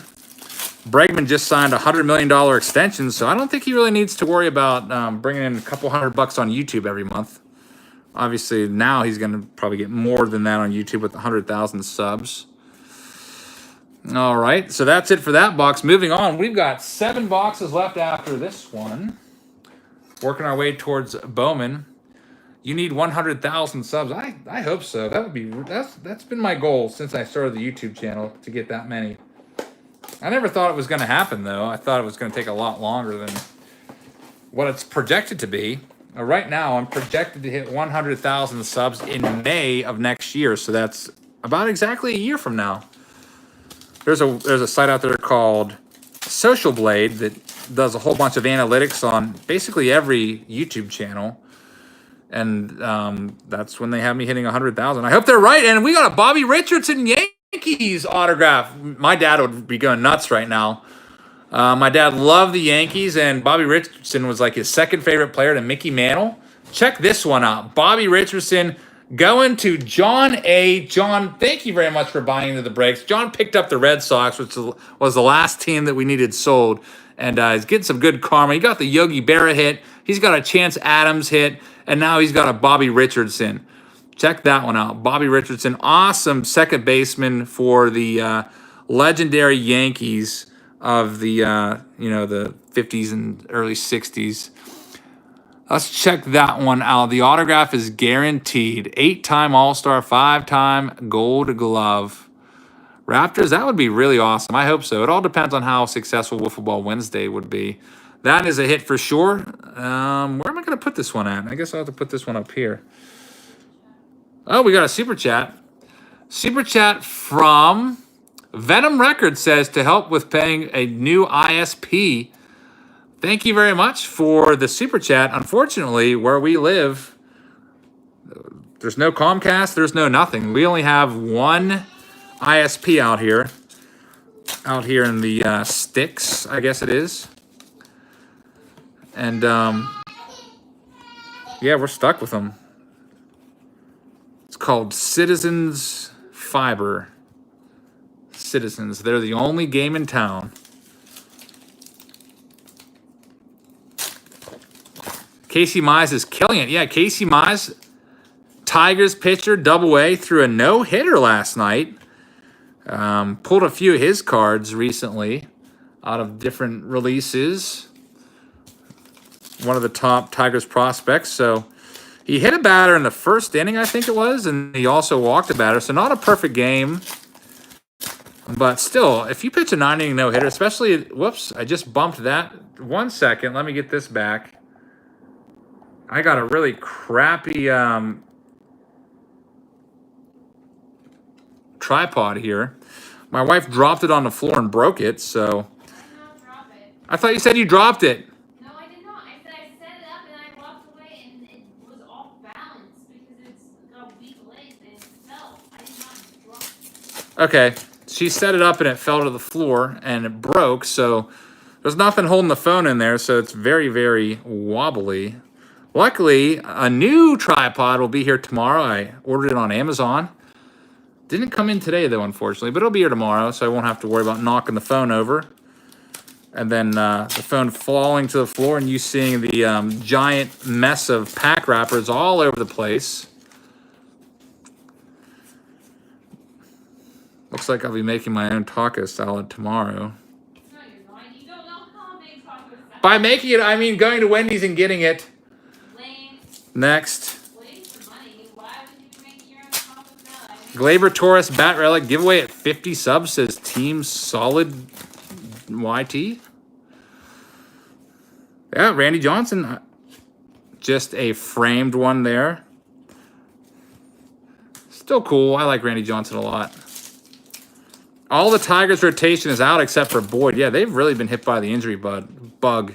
Fulmer, Moore. It's given Daniel Norris a shot, though. We'll have to see how he does. Daniel Norris. Still haven't heard from him. I tried to send him a message, but... There's Trout the Beast. He says Diamond Kings is his favorite box. Yeah, Diamond Kings has been crazy. Look at all these Hall of Famers and stuff we have out here already.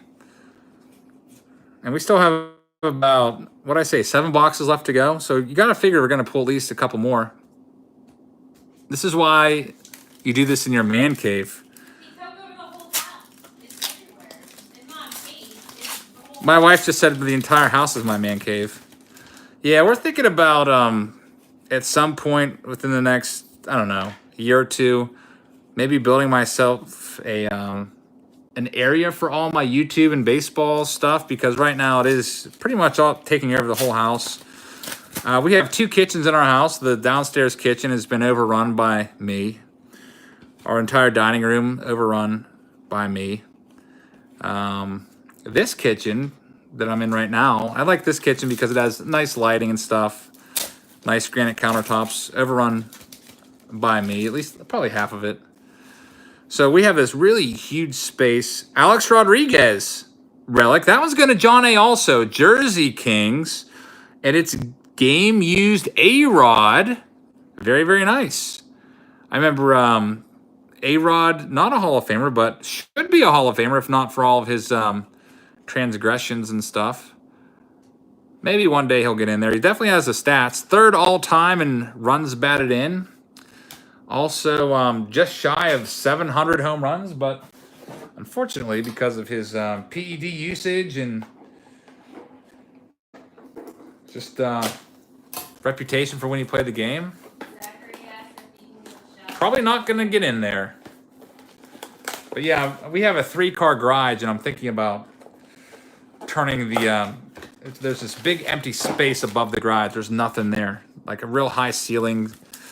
Maybe turning that into a big, giant man cave. What? Yeah, shout out to Zachary's wife, Taryn. Sorry that I missed that. I was transitioning to the next box, but thank you for watching. A-Rod making it as a broadcaster. He might. He caused some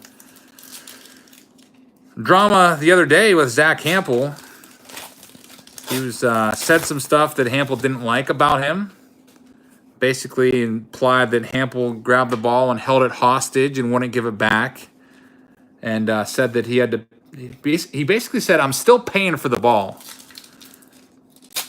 And then he paid $200,000 for it. And Hampel was just furious and shot off some tweets about it, trying to set the record straight.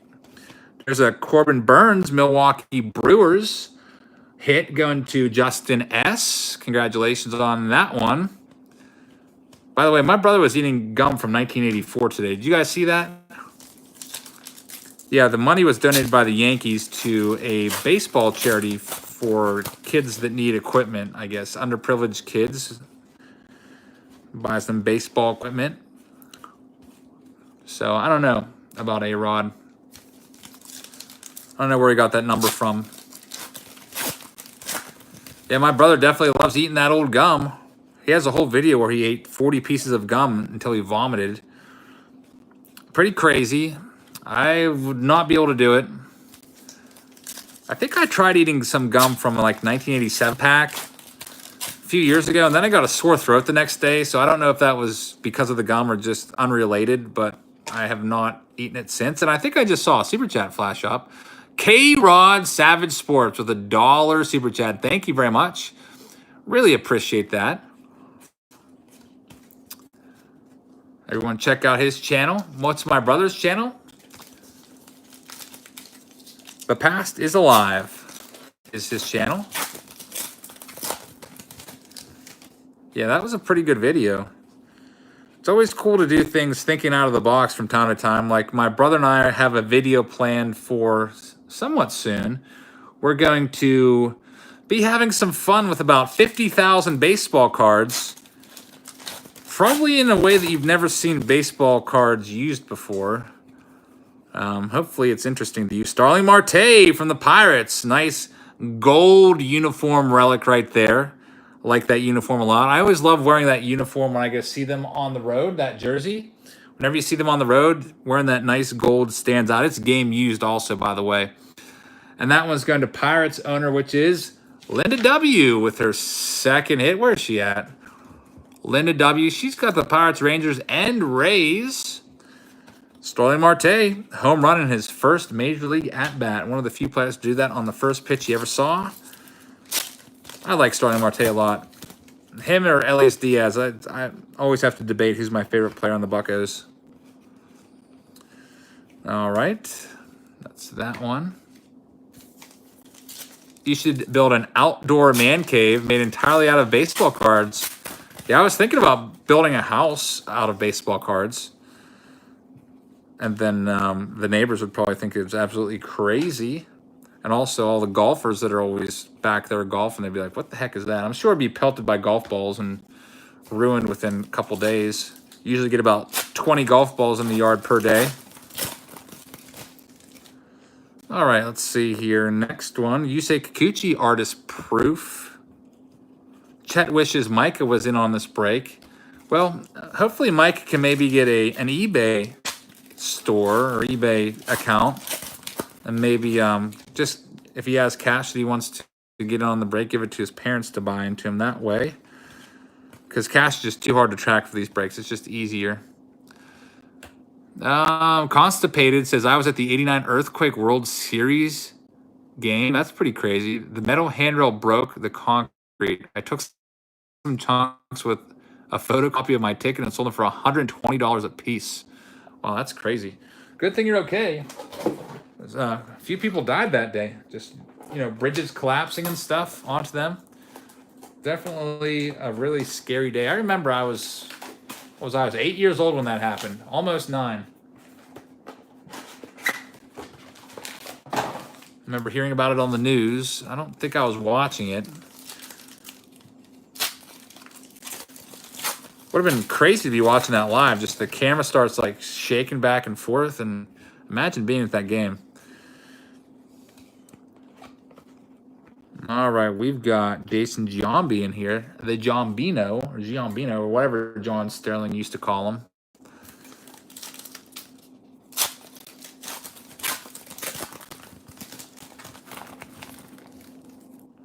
Yep, we got a Vladdy auto right here. Spacer, toss that to the side. I always have so many spacers from Diamond Kings, but that's okay because they all get put to use. Yeah, I felt an earthquake once. A few years ago, there was an earthquake in Virginia, and we felt it up here. I remember being at work, and I definitely felt it. I was like, was that just an earthquake? Pretty crazy. Kyle Wright, autograph from the Braves, dual relic. And this one is going to, it's player used, by the way, going to James S. James has a good bit of hits in this break. Ken Griffey Jr. again. Next one.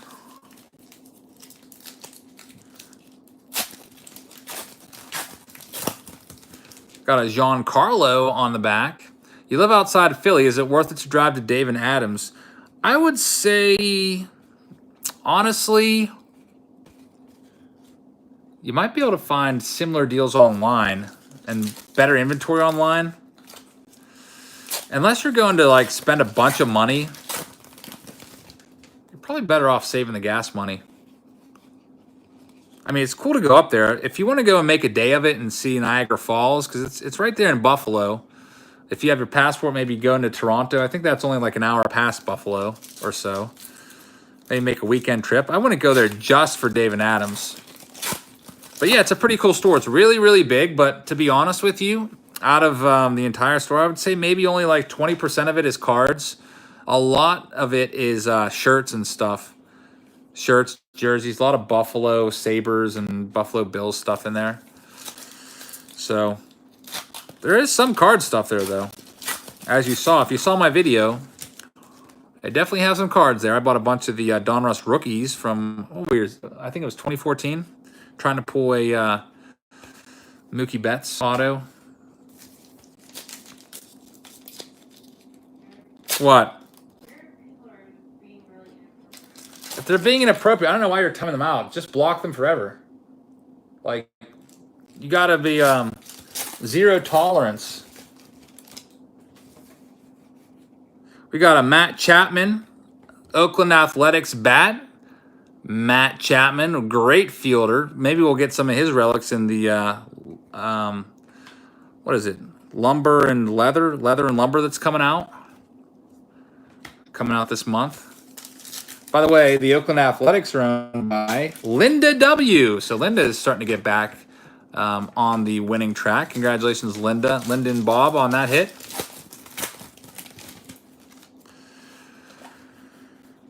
Corey Kluber has not been the same Kluber of old so far this year. Kind of a rough go.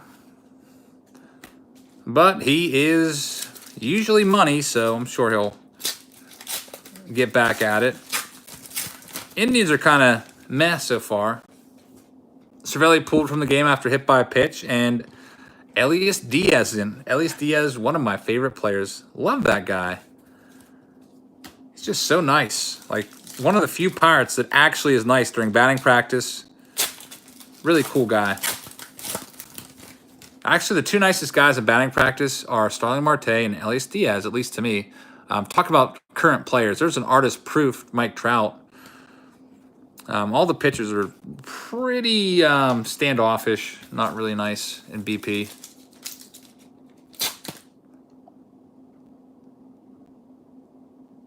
Yep, that's what I say. Just block the indecent people. Timing out, what's that going to do? You time them out for 5 minutes in their back, leaving stupid comments 5 minutes later. Just, you know, get rid of them. How much do you sell a spot in this break for? It depends on the team. I can't remember what the cheapest one was. Well, because it hasn't been...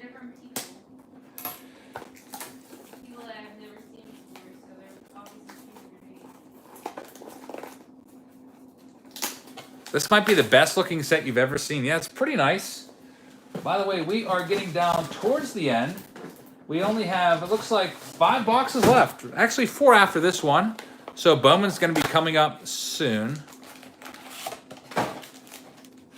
There's a $5 super chat from Incredible CJ Collectibles. Says, from Missouri Cards, when I hit 500 subs, I'm giving away 1951 Topps Redback packs and prizes to the top 5 winners. Get him there. Thank you very much, CJ, for that $5 super chat. And Missouri Collectibles, very cool giveaway. I know Missouri Collectibles does a lot of vintage cards, so check them out if you love older cards and love those 1951 cards. Have a shot at winning some of those. Okay, Trout the Beast, you got it. You're in timeout, dude. Can you explain to Chet that not all the cards are shown, that they can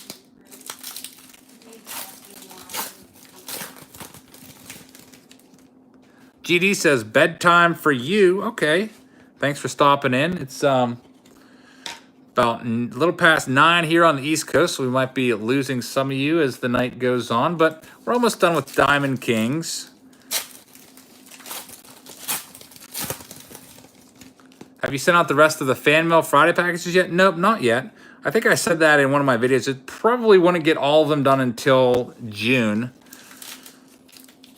just because that's when I'll have time to do it. I got about 20 done 2 days ago.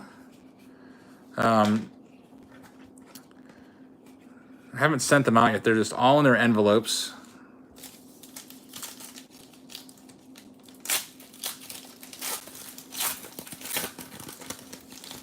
He asked it, DC fan Chris. He asked to be timed out. I don't know why, but he kept asking, so I just put him in TO. Shout out to you, Yankees fan.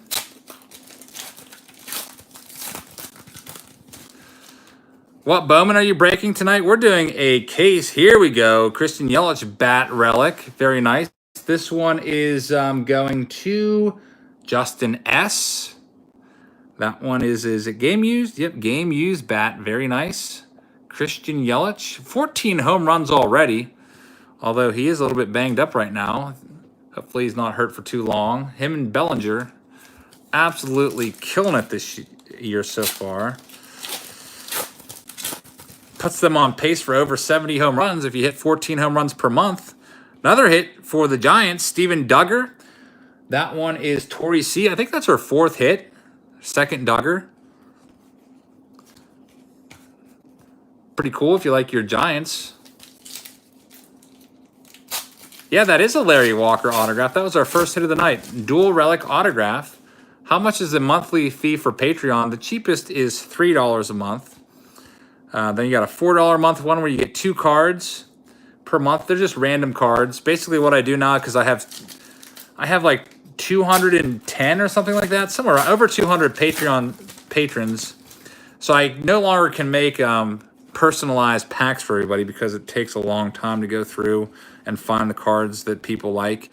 So I just take 2 cards and put them in top loaders or penny sleeves and ship them out to you guys for $2 a month. It goes all the way up to $300 a month. That's what Darren has. So hopefully, Darren, maybe Darren will make a video about it. Darren's got a channel, Comfort Cards. And when you get that tomorrow, maybe you can show I don't know if you want to, show an unboxing. He's got, I'm trying to think what's in there, Darren. I know there's about 4 wax boxes filled with all of your breaks and Throwback Thursdays. I mean, you already know what you're getting. You're getting a baseball in there. I went through and I found one from the Rockies. I'm going to try to start finding my Rockies baseballs to send to Darren. What else did I put in there? Couple packs. I think you get every Patreon over $15 gets 3 packs. So there's 3 packs in there. Darren gets a whole hobby box and he gets to pick. So Darren picked Gypsy Queen for April. So he's got a whole sealed hobby box of Gypsy Queen. That might make a cool video for you, Darren, if you wanted to do a separate video of opening the hobby box of Gypsy Queen. Those usually get some views. And then what else did I put in there? You get 500 cards, like rookie cards and Hall of Famers. I also put some Rockies cards in there. So, yeah, it ended up being 2 flat rate boxes. I just could not fit it all into one box. So I split it up. I took pictures of the boxes. So I'll just, also, if you're a $300 member, you get a direct line of communication. You get to text me, and I text you and stuff. And I'll text you those pictures, Darren, so you have those numbers available. All right, let's see what we got here. George Brett. Yeah, I know most people probably don't, but I just put it there just in case somebody would be interested, or a few people. Peter Alonzo, Rookie of the Year. He's definitely looking like a Rookie of the Year right now. Good old Peter Alonso. Miguel Andujar, Artist Proof. There's Lone Star Legends. How's it going, Lone Star? Thanks for stopping in. It's going pretty well. Hopefully you're having a good night also down there in Texas.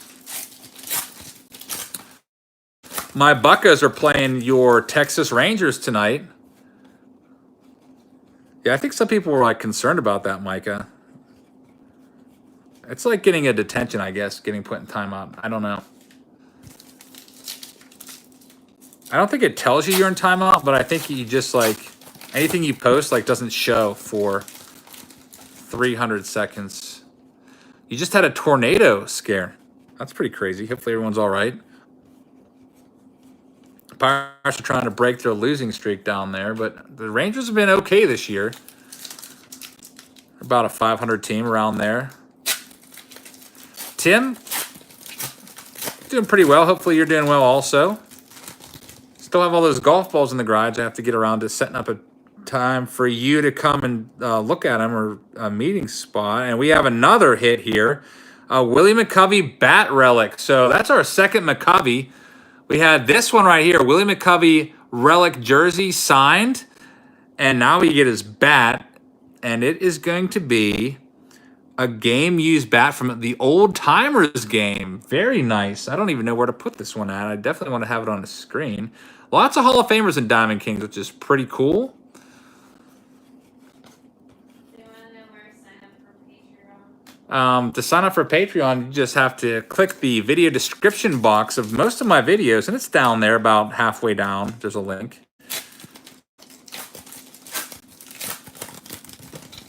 Dante's up for trading for golf balls. I don't know what I would want in return, though. Unless it was maybe baseball cards. Yeah, Gallo's hitting 260. Usually he struggles to hit 200. But that's good. I always liked Joey Gallo. I remember seeing him in the Futures game back in 2014. He put on an absolute show in batting practice. Guy's got a ton of power, that's for sure. Nice Clayton Kershaw. He's been all right this year, despite having that injury concern. I teach high school Spanish. Getting down to the end of it, only about a month left. I think our last day is like June 6th or 7th or something like that. Dante says you go hit golf balls down by the woods. I used to do that. Used to throw them up and hit them as far as I could until they disappeared out of view. Hitting golf balls with baseball bats is dangerous, and it can also damage the bat. So if you're going to do that, I would suggest going to a flea market. And a lot of times you can buy a pretty decent older bat for about $1. You know, some kid's Little League bat, maybe find a 33-inch bat. Use that to hit your golf balls with so you don't ruin your actual, like, good bat. Because I always felt like if I was hitting golf balls with my real bat that I would damage the bat. But yeah, those things, you never know where they're going to go, so.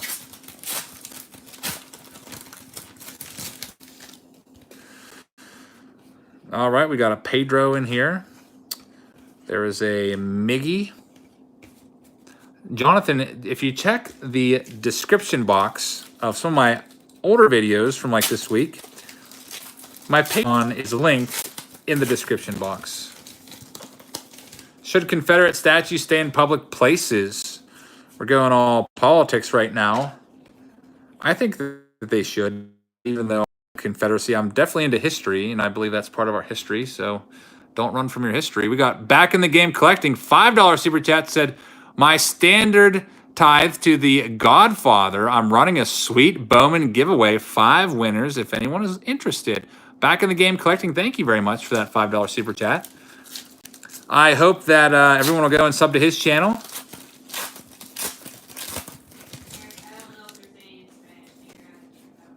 Kyle Tucker autograph out of, it's not numbered, but this one's going to our Astros owner, James S. with another hit. Man, our hit pile is just gigantic right now. That's the nice thing about Diamond Kings. You get a lot of hits. Panini in general, also with Don Russ, lots of hits. Only 2 boxes left after this one. This is third to the last box, and then we're moving into Bowman. I said we'd be done at 9:30 with Diamond Kings. Looks like we might go just a tad bit over that. Still pretty much on schedule to Bowman, maybe done by 11. All right, here's our next pack. We got a Justice Sheffield there, framed card. Miggy.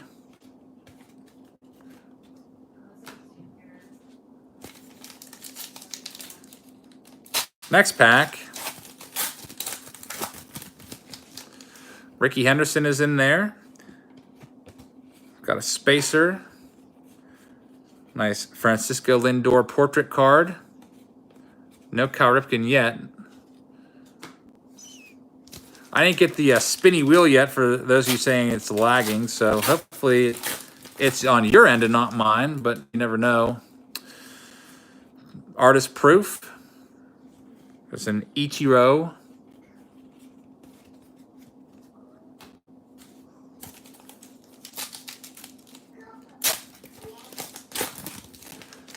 Next, we have, there's a Vladdy Jr.,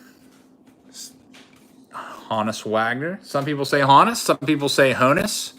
What's the best card so far? They're all laid out right there. I'll go over those at the end. Got a big old hit pile, but we'll go over all those in about 2 more boxes worth. Then we'll be done with Diamond King. Moving on to the next one. Any plans to open any more Gypsy Queen? Yeah, possibly. Whenever there's a week when there's no new releases, I can always go back and do the older ones.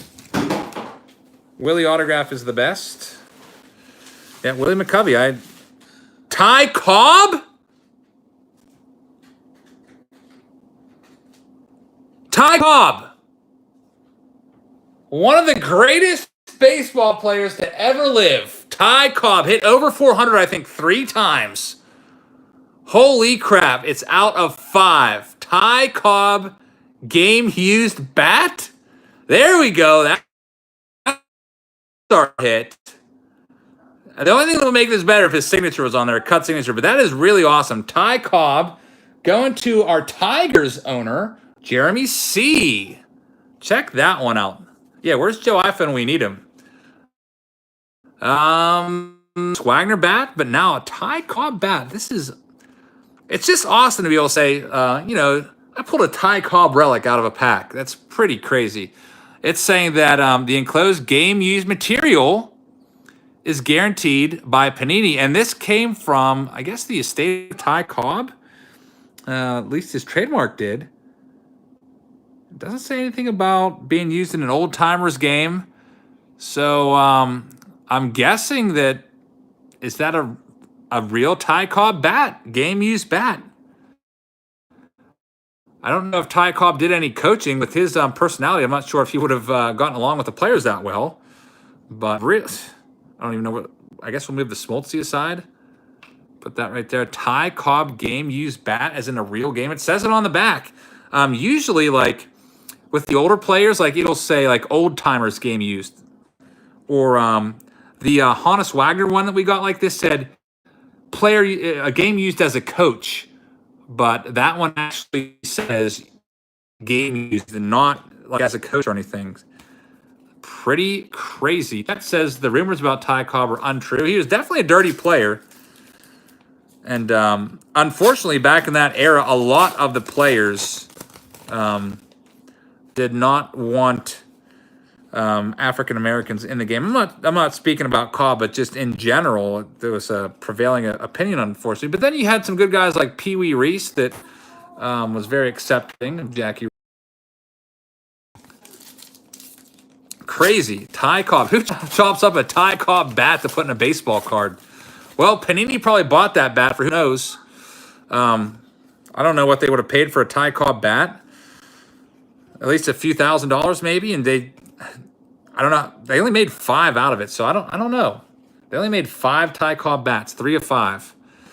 So I bet you Panini probably bought that bat, chopped it up, and maybe like they're going to use it over multiple years, like use a couple pieces this year, a couple pieces next year. They'll be set with Ty Cobb relics for the next, 20 years, sticking them in various releases, but it's still pretty awesome. What about the rest of the bat? Yeah, they don't want to flood the market. Just release it a little bit at a time. Keep it in their little safe or whatever. May have been a broken bat, but still, it's a bat nonetheless. Really awesome. Ty Cobb game use bat. Lots of Hall of Famers and Diamond Kings. That's why this is one of my favorite releases. You never know what you're going to get in here. Getting some cool stuff. And we have 2 boxes left. And then we're going to Bowman Jumbo on me because there's many more cards per pack rather than 8. So it's less packs to open. Life is like a box of Diamond Kings, says Chet. You never know what you're going to get. That's right. Jed, you just missed a game-used bat, and now we have an Edgar Martinez autograph relic. Another Hall of Famer. This is like the Hall of Fame master case. I don't know if they juice up the master cases or not, but it seems like they might do that. I don't know if we just got a really good case, but we're getting lots and lots of Hall of Famers. And Edgar Martinez. This one is going to our Mariners owner, which is Dave G. I don't know if Dave's in here or not, but Dave, congratulations on that one. Edgar Martinez Hall of Fame relic hit here, and it is game used. I always check the back to see if it's player used or game used. You got a game used Edgar Martinez autograph coming your way. I don't know if we have any more space for these, but wow. Really, really good stuff from Diamond Kings. Panini, if you're watching, nice job this year. Very nice job. Like Diamond Kings a lot. Might have to do Diamond Kings again at some point. Maybe take a month or 2 off from it and then circle back to it and see if we can continue with the good stuff. If there's any master cases even around at that time. Sometimes it's harder to find the cases a couple months after the release. Just because they only make so many cases, and if they get bought up. It's not like 1989 Topps where you can go out and buy a case of 89 Topps at basically anywhere for $100 still.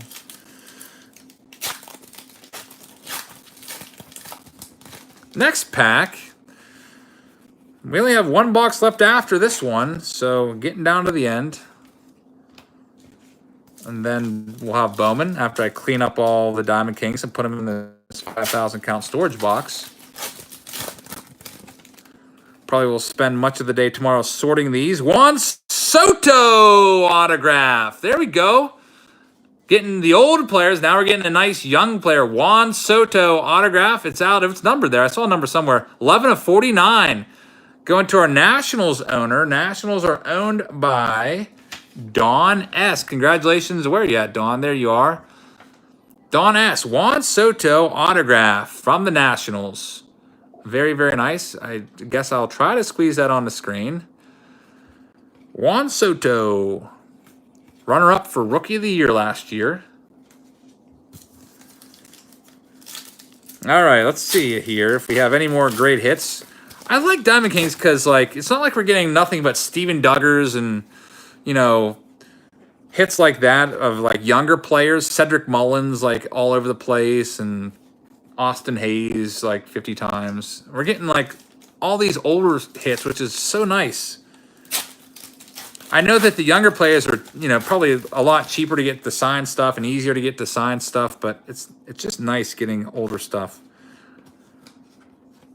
Some of the, like, in Bowman, you're going to see pretty much all younger players, which is good and everything because basically Bowman's like buying a stock on these players. Some of these players, like that Peter Alonso Bowman that Patrick sent me, wasn't worth much until recently. Now it's like a $200-$300 card, but I bet you when that card was first pulled, it was only worth maybe like, I don't know, $1 or $2. You never know who's going to, especially for Bowman. Some of these players are 18 years old.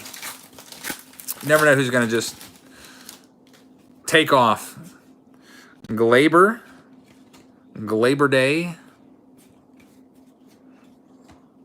Haven't got Cal Ripken yet. Yeah. Can't always get all of them. No Cal Ripken. I pulled a Cal Ripken autograph once, though. Speaking of hits, Bryce Wilson. That's our second Bryce. It's a nice dual jersey relic. That one's going to James S. Congratulations, James, with another hit. I pulled a triple threads. I pulled a triple autograph, Brooks Robinson, Manny Machado, and Cal Ripken Jr. Unfortunately, it was a redemption, so I didn't actually get to see the card, but pulled a Ripken nonetheless, redemption. What's Throwback Thursday this week? It's likely going to be 1980 Topps authenticated box if I can get it sold. Probably try to put that on sale tomorrow.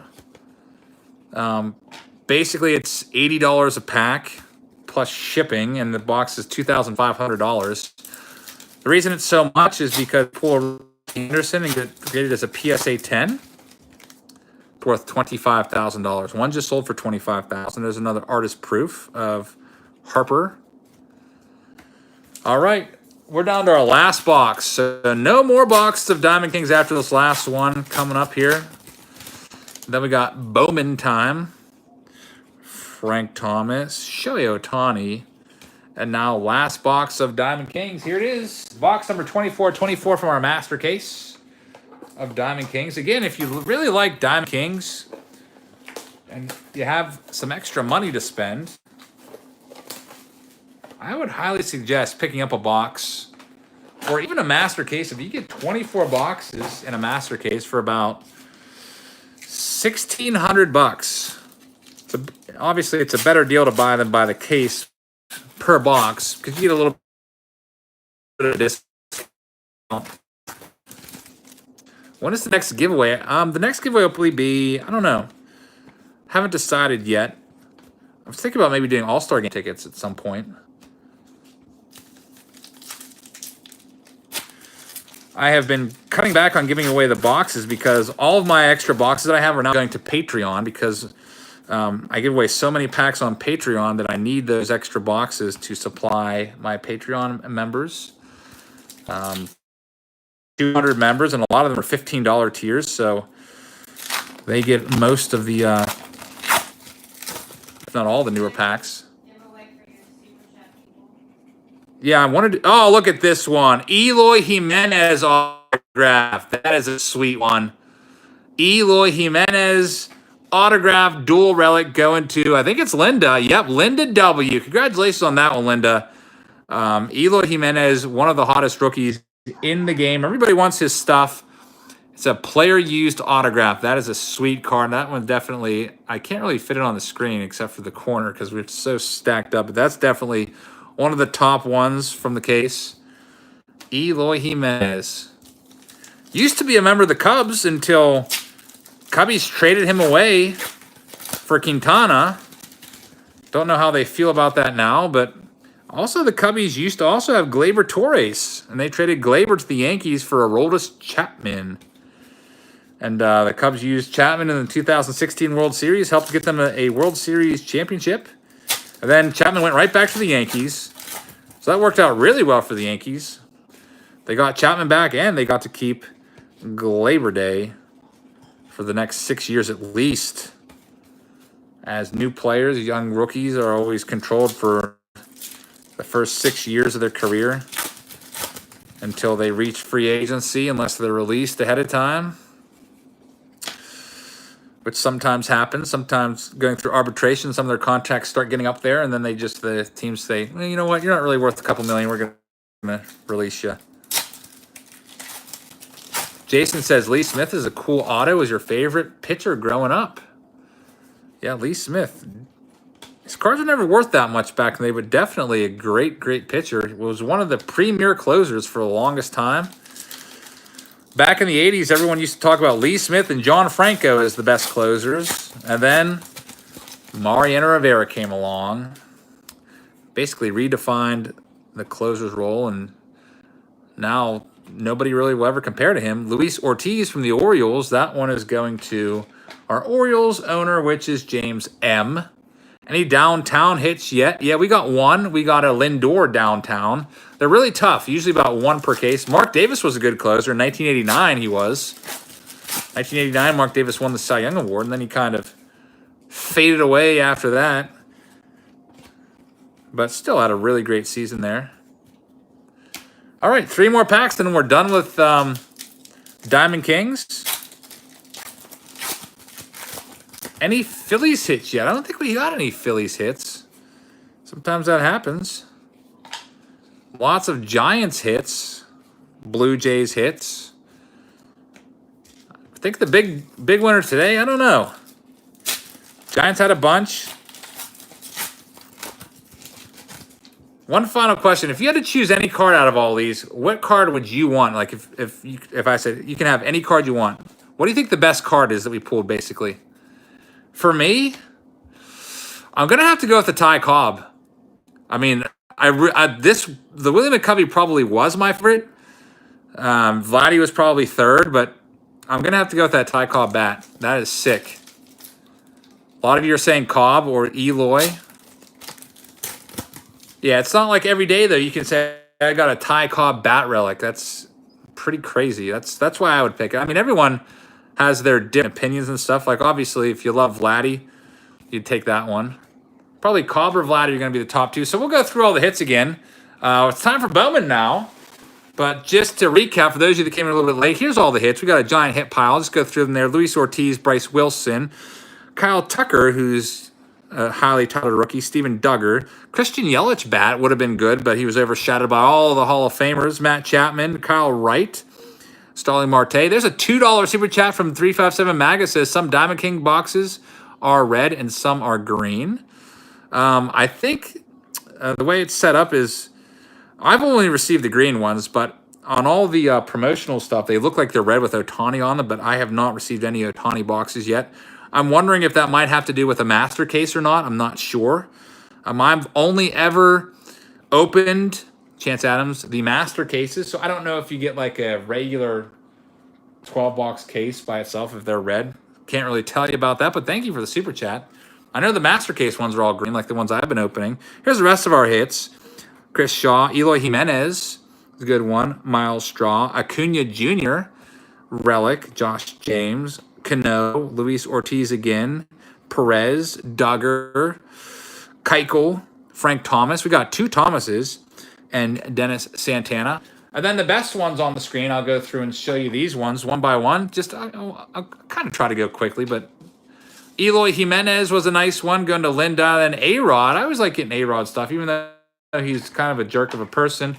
Always admired him growing up. Then we got a Hall of Famer here, Edgar Martinez.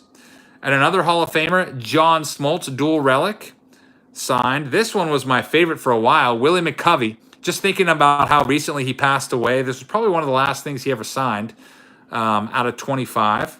This was probably the biggest hit of the night. My favorite, it was a Ty Cobb. Ty Cobb game used bat, not coach used, not old timers, actually game used. Lee Smith is a nice one. We just pulled this one recently. It's a Juan Soto autograph. Also had a Reggie Jackson. Gotta love Mr. October. Also a Willie Mccovey. This one was a old timers game bat. And then we have a Frank Thomas game used again. Larry Walker. This is a nice dual relic. He's going to get in the Hall of Fame. Also autographed. That one's going to Darren. Yogi Berra was another good one. Yogi Berra game used out of 20. Yeah, out of 20. And then this one was really nice. This one, check this one out. Vladdy, it's 99 and 99. I don't know if that ever adds any extra value, being like the first or last numbered card, but 99 out of 99. Then we had a Bobby Richardson, which was a nice one from the Yankees, going to John A. And don't forget about this guy, Paul Molitor, another Hall of Famer. So, really, really nice hits from Diamond Kings. Another great job by Diamond Kings. Keep up the good work, guys. You get an A+ from me. Makes me want to go back and buy more of your stuff and keep opening it for the breaks, because I enjoy opening hits and getting nice hits in the cases. And I think we like watching those and like getting those. So I'm just going to clean up right now, and then Bowman's going to be coming up as soon as I get all these cards put away. Got a 5,000 count box, and I'm just loading up. I'll have to sort all of these out. Usually it seems like most of the cards for Diamond Kings go to the Red Sox and the Yankees. They put so many Yankees cards in this set. It's actually pretty crazy. It's almost like 20% of the set is Yankees players. I forget the total number. I think it's like, I want to say 12 to 14 of the 100 cards or so are Yankees. Just tons and tons of them. That's why the Yankees are always, or at least for Diamond Kings, one of the more expensive ones. Probably have to send it priority mail flat rate because there's so many of them. All right, I've got 5 stacks left to go. Sorry if it's taking too long. I like to be careful with these. When I put them into the 5,000 count box, I like to make sure that I don't clip the corners. So if you're leaving any super chats, hopefully my wife's letting me know because I'm not looking at the screen right now as I'm trying to get everything put away for us. Clear some space for Bowman. I think when I was a little kid, my brother will probably attest to this. I think we used to call Bowman Bowerman. I don't know why we did that. But my brother, when it came out, was like, what, 4? And I was like 8. And I'm pretty sure we called it Bowerman for like the first month or so that we ever bought Bowman cards. All right, let's see here. We've got about 2.5 stacks left to go. I'm working on my 3rd column of a 5,000 count box, filling it up with these Diamond Kings cards to clear way for the Bowman. Looks like when all's said and done, we're going to have about 3,500 cards or so from Diamond Kings. Lots of fun sorting ahead for me. Also, I still have to do the TriStar breaks and get those out. I ordered a bunch of 300 count boxes, which I'm going to be shipping those in. They haven't come in yet, though, so that's kind of frustrating. It's just easier to put them in a 300 count box, and I was going to try to like reuse the box that they came in, but I figured it's just easier this way. All right, that's it for Diamond Kings. Now we're moving on to our next break, which is the Bowman break, break G. This was divided into different breaks. We had A, B, C, D, E, F already done previously when Bowman first came out. And now we're doing Bowman break G. The reason I broke it down into smaller breaks is otherwise it just gets really expensive. A case of Bowman is like almost, I forget what I paid for it. I know you guys always ask. I want to say it was around $2,800 or something like that for a jumbo case. Somewhere around there, $2,700, $2,800. I picked this up, I don't know, a week ago. But here we go. It's a jumbo case. So there's 8 boxes, and inside each of the 8 boxes, there's 3 autographs. And here's everybody that bought in. The Red Sox team is blank, but they've been purchased by John A. So John will be getting all of the Red Sox cards. So that's our list. We have some returning people from last break in there, like Linda W. And I think Michael S. was in the last one also. James S. was in the last one. And Darren. And it looks like, what was that about? Looks like my 1-year-old is getting into everything like she always does. All right, so here we go. A Bowman, jumbo. First box. Garrett, you just made it. This is the very first box of Bowman Jumbo. So hopefully we get a Wander Franco off out of here. That would be pretty sick. This is your first break discovered the channel a week or so ago. That's awesome. I always wonder how people discovered it.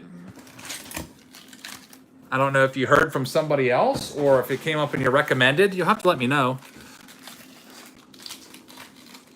All right, here we go. First pack of Bowman Jumbo. You can see there's a nice thick packs, lots of cards in here.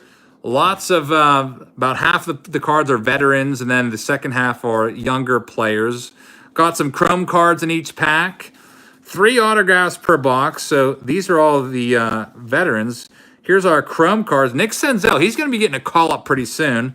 There's a Wander Franco 89 Bowman chrome card. That'll go in a sheet or a penny sleeve. We used to call them sheets. Some more chrome cards. Nice that we're getting a lot of chrome cards. Luis Robert is a good one. Royce Lewis. Nick Senzel. I don't know where he's going to play for the Reds. Their outfield is so crowded, but it looks like he's coming up pretty soon. He definitely deserves a shot.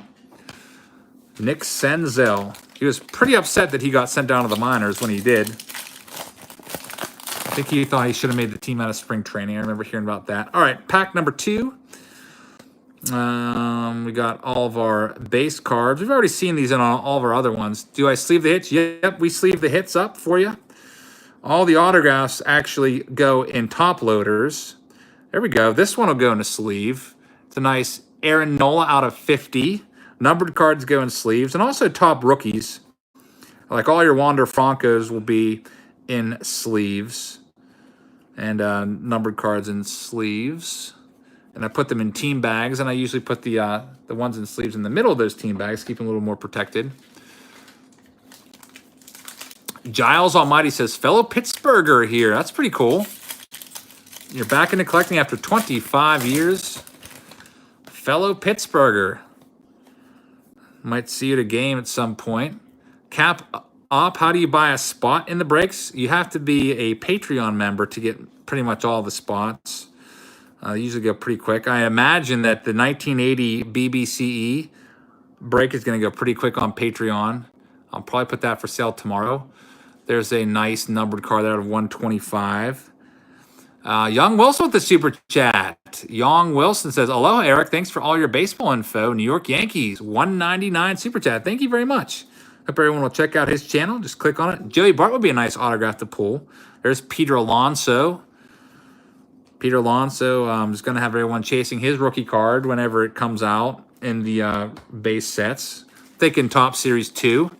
How much do you have to pledge to be a Patreon member? $3 is the cheapest. $3 gives you access to all the stuff I post on there. If you want anything, I mean, you can pick it. 3, 4, 7, 15, whatever you want to send. All right, next we have Jesus Luzardo. There we go. Julio Rodriguez is our first hit from the Mariners. And this one is going to Mariners owner, which is Gregory E. Congratulations, Gregory, on the first hit of the night. Julio Rodriguez. Nice on-card autograph there. Put that over in the hit pile. Actually, our first hit of the night. We're getting 3 out of each box, which is nice. So each break will have 24 hits. Vladdy. Brett, you found it from the $758,000 baseball card. I made that video as a joke almost. And it got a bunch of views. What? JB sports cards is going to go PNC Park on Olivia's birthday. Oh, JB's going to be there on Olivia's birthday. I don't know if we'll be there on Olivia's birthday. I'm not sure. That's something that will still be playing by ear. That's Olivia's birthday weekend. It's also the weekend of the Nationals, so lots of stuff going on. Got Vladdy Jr., Chrome. That's a nice one. I'll have to sleeve that one for you, whoever gets that one. And we have another hit, Connor Capel. Olivia's is in the Nationals, is it? That's Emily's, isn't it? The Nationals at the end of July into August. This is numbered out of 499 going to our Indians owner, James S. with another hit. I don't know if a lot of you guys are going to be at the National or not, but my brother and I are planning on going. We just don't know what day or days we're going yet. Basically, it's going to come down to when he can get off work because he works all year round, and I'll be off for summer, so I could go basically every day. But I don't think I would spend the whole week out there. We'll probably go out there, go to the National a day or two, and then maybe hit up some flea markets or antique malls out that way. Cover some more ground. All right, so we got 2 of our 3 hits. Looking for the third hit. It's not going to come in this pack. There's the Wander Franco. We're looking for this one. I really hope that we get a Wander Franco autograph today. Let me just catch up on the chat here. Wayne says, I emailed that shop you visited in Uniontown and signed up for the forums. No cards listed on the site yet and not much in the forums yet. I'm going to have to go back in and check with him. Victor down in Uniontown. He definitely had some cool stuff in there. Gave me a great deal on a bunch of cards for $30. Trying to remember who all I got in there. I think I had a Henderson rookie, a Thurman Munson rookie, and a bunch of other great stuff for $30. Definitely gave me a great deal. And we were talking about YouTube for a little bit, and he was a really cool guy, but I haven't had a chance to get back down to Uniontown. But maybe one of these days I'll send him a message and be like, hey, is it okay if we stop back in, do a follow-up? Casey Mize just threw a no-hitter the other night. And no autograph in that pile. You're welcome, Gregory / Andrew.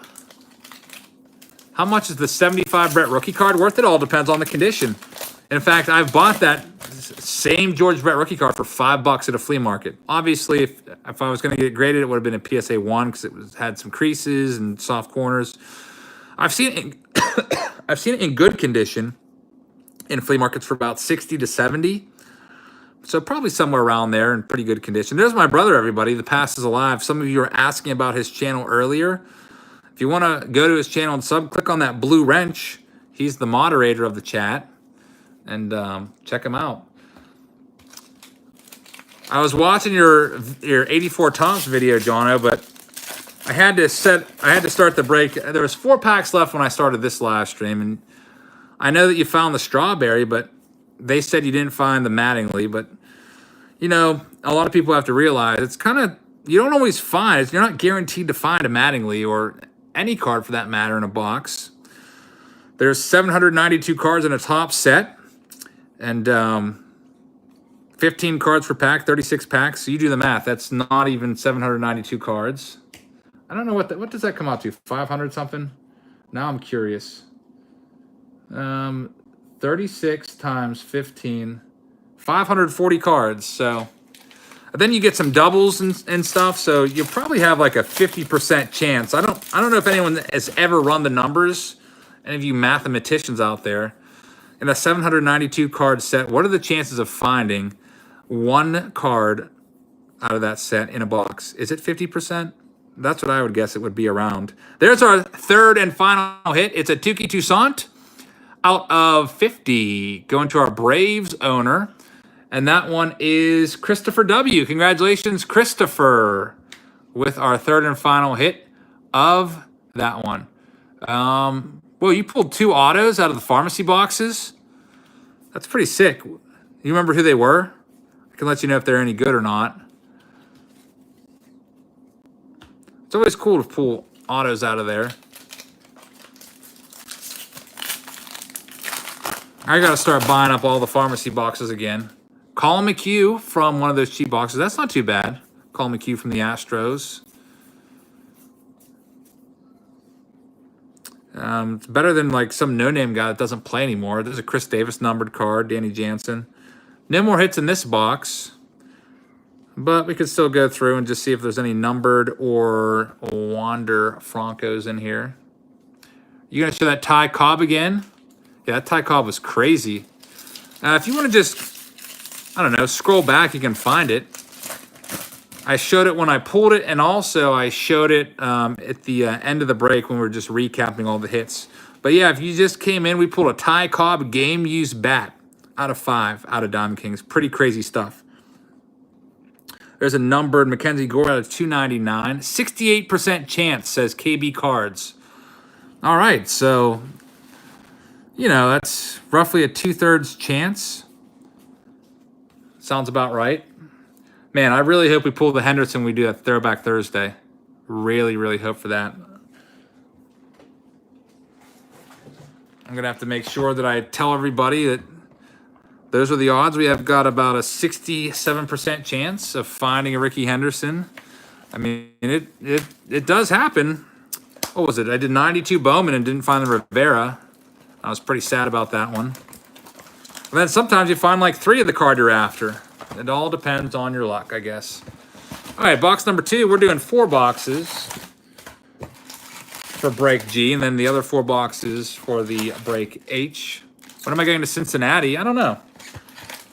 Probably at some point in the summertime. I can't really decide. I was thinking about going to this weekend. It was on my radar. 160 table card show, but I just didn't feel like driving that far, I guess. All right, here's our next pack. First, a pack from the second box, I should say. It's a nice Anthony Rizzo. He's kind of struggling a little bit this year.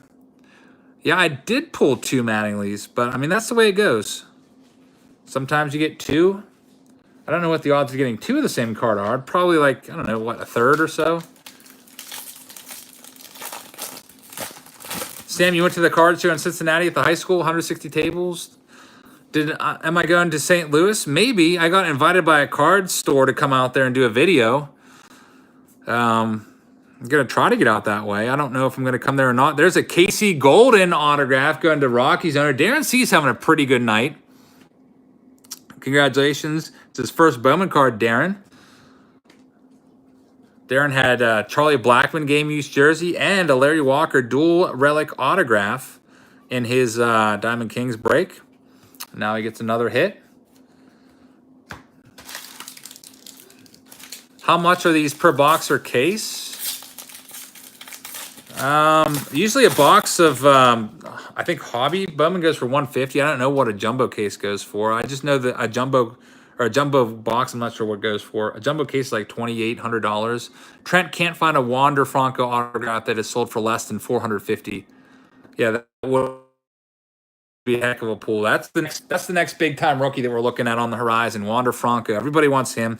I think he's rated as, I want to say, the number 2 prospect or something like that in baseball already, and he's only 18 years old, so he's definitely going to have a lot of hype around him. Honestly, if I got a Wander Franco and it was selling for a couple $1,000, like a numbered out of 99 Franco or whatever, I would sell it probably.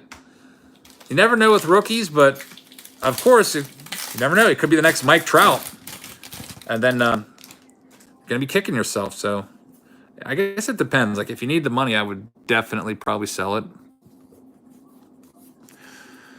All right, we are into our next pack here, and let's see if we can find an auto. We got a Corey Ray out of 50, 41 of 50.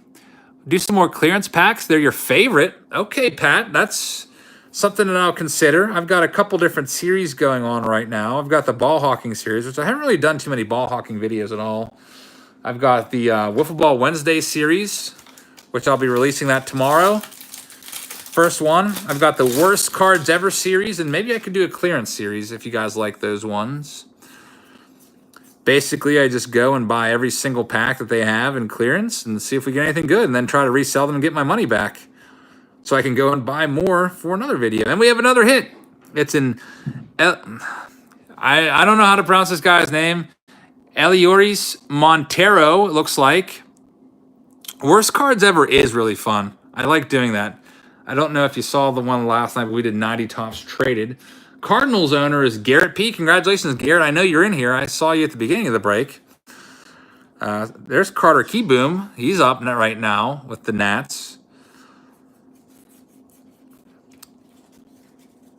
But 1990 tops traded. Awful set. Every time my brother and I go out, we always see 90 tops traded somewhere. They must have made so many cases of those sets because literally everybody has those. Am I going to the Monroeville show in May? I don't know. I might. I haven't been doing too many card shows recently. My brother and I went to a card show this weekend, and we weren't feeling it. There just was not a lot of stuff there for us. I think we were only in there 5 minutes. So we hit the road and started looking elsewhere and found some good stuff. $2 super chat to DMC Sports says, looking to get to 200 subs and you love the channel. Thank you very much. Help him out, everybody. Click on that DMC super chat and try to get him to 200. My brother said he's definitely going to the Monroeville one. Or maybe I'll go too. I don't know. There's Wander Franco, top 100. And he's number 4 right now. Number 4 out of the top 100. There's Ryan Borucki autograph.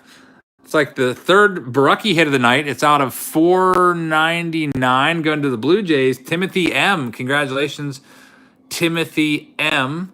Toto Man. My brother and I do plan on going to the National. That's going to be a big time haul. Last year when I went, I took a giant, large rolling suitcase with me, filled it up with wax boxes. I bought so many 87 tops packs there that I still have a bunch left. Probably about at least 2 cases worth, maybe 3 cases worth of 87 tops, because I do these pack lots, and I always put 87 tops in there. Donnie Baseball says, where are my Yankees hits at?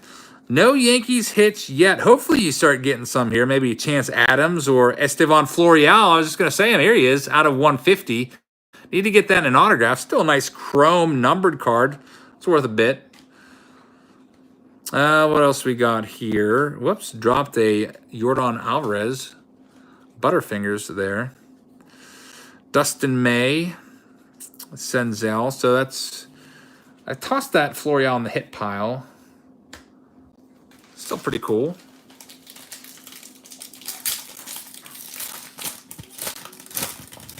Next pack, we got an Nolan Arenado. Next year's National was in Atlantic City. I can't wait for that one. A lot of people think Atlantic City's an absolute dump, but I like being near the ocean, so definitely will be at that one again. Probably make a whole weekend or something out of it. Spend some time on the beach.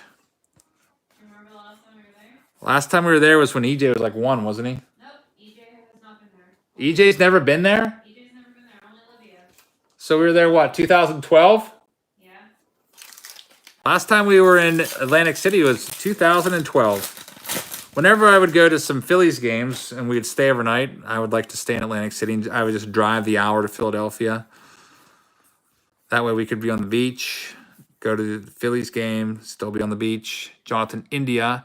My brother's hoping to find the Johnny Ray error card. Barry Bonds, Johnny Ray 87 Topps opening day, I think it's called. We saw it there last year, but wasn't it a reprint? I guess we weren't sure about it. But it was definitely there last year. Yeah, that card's worth a couple $100. It says Barry Bonds, but Johnny Ray is pictured. When is it next year? I think it's usually at the end of July, the National each year. But it's a really cool thing. I made a video at the National last year. If you want to go back and find it. I don't know if you type in Jabs Family National. I think I called it the World's Biggest Card Show was the title of that video. So if you want to watch it, type in Jabs Family World's Biggest Card Show. I think it'll come up. And check it out. There's a $5 super chat from 357 MAGA. Says, do you ever invite any of your fans to a game at PNC to ball hawk with you? Maybe you can do a raffle sometime or like a giveaway. That's not a bad idea. That's kind of like Zach Campbell does that. You saw him in one of my recent videos. He charges fans $1,000 to spend the game with him. For $1,000, he will sit with you at the game and make sure you get a baseball and give you tips. Obviously, though, he's got a lot more pull than I do because he's got about, 12 times as many subs. Probably even more than that, like 30 times as many subs. I don't even know what he has. What's he have, like 380,000? He's got a lot. But yeah, if you're ever at a game and you see me there and you're like a fan of the channel and stuff, definitely come up and say hello. I will definitely say hi.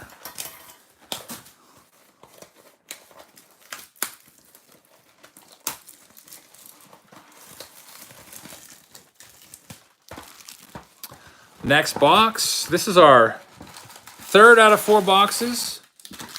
Hample probably makes a living on YouTube. Oh, I guarantee it. He's making a nice living on YouTube. I don't know what he makes. I don't know what his CPM is or anything like that, but this past month I had 1 million views on YouTube and Zach Hample had 8 million. So I can give you a rough idea of what he's making. And he's making a lot for sure. Definitely getting a ton of views. Every video he does gets like over 100,000. I wish I could do that. But people love the ball hawking stuff. But not on my channel. For some reason, ball hockey is not that popular on my channel anymore. It seems like baseball cards is the way to go for me, at least. Like, when you got a 1990 Donruss video that's getting like 3 times as many views as your Zach Campbell video, it's probably time to focus a little more on baseball cards and collecting than ball hawking. All right, let's see what we got in this next pack. Let's see here. Soto. Jojo Romero. There's a Blake Snell. 90 Donruss was brutal. Yep. It was tough. My brother and I were talking about how we were thinking about doing a video of destroying a bunch of like cards from the 90s just to kind of try to increase the value. Maybe start a movement where like you destroy these crappy cards to, I don't know, increase the value and maybe create a little more demand. So the only bad thing about that is people are going to be like, you could be donating to those kids or whatever. So there's always a downside to everything. You try to do something, and then there's always a downside. Let's see what we have here. No autograph in this one. Yeah, destroy 10,000 cards. Only 10 billion left to go.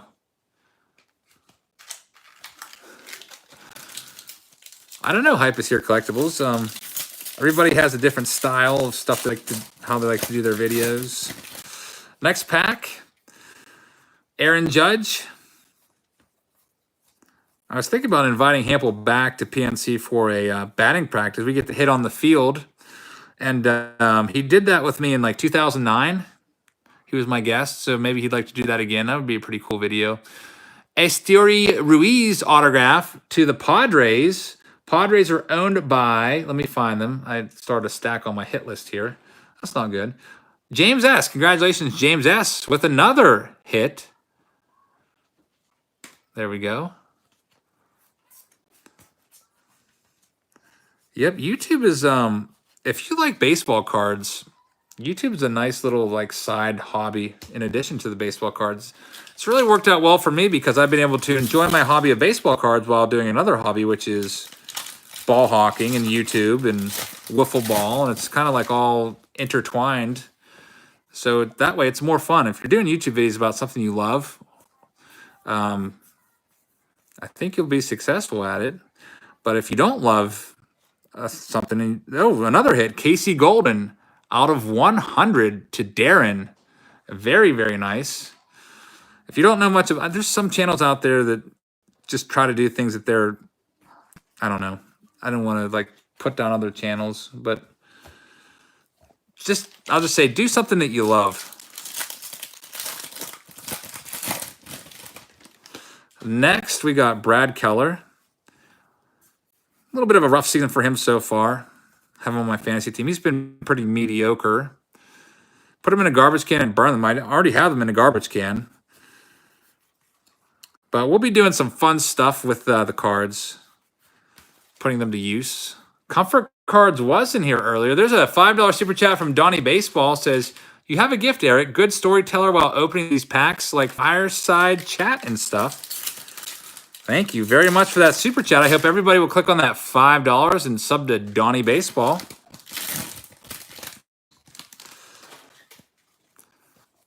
All right, let's see what we have in this next pack. All right, just cut right to the middle here. And Eloy Jimenez, what prospect number do you think he is? 3? No, 2. I knew he was up there. Here we go. Esteury Ruiz again. That one is out of 299, and that one is going to the Padres owner again, James S. James S. had 2 out of the 3 hits in that box. Congratulations, James. Very, very nice stuff. Padres are doing pretty well. They're playing decently this year. Young team. $5 super chat from Trent Stewart. Just found your channel, like just now. How do I get on the breaks? Well, thank you very much. Everyone click on Trent. $5 super chat and give him a sub. Trent, welcome to the channel. I hope you'll take a second and hit the subscribe button. We do these breaks once a week, and I put them on Patreon. Patreon is like a fan. There's a Carter Key Boom. It's like a fan page, basically, and it's like a monthly donation where your credit card gets charged. It's like a subscription site, basically. You can do $3 a month, or you could do up to $300 a month. And $3 a month is the cheapest one. It gives you access to everything. And I put my breaks on Patreon to thank all of you for your support. Usually they sell up before they even go to the public. Most times they do. Yeah, just check them out on there. My Patreon page is linked in most of my videos. And welcome to the channel. We do a break usually every week. I try to get the new stuff. I can tell you right now that I have 2 cases of Big League coming for next week. Big League comes out on next Wednesday, May the 8th.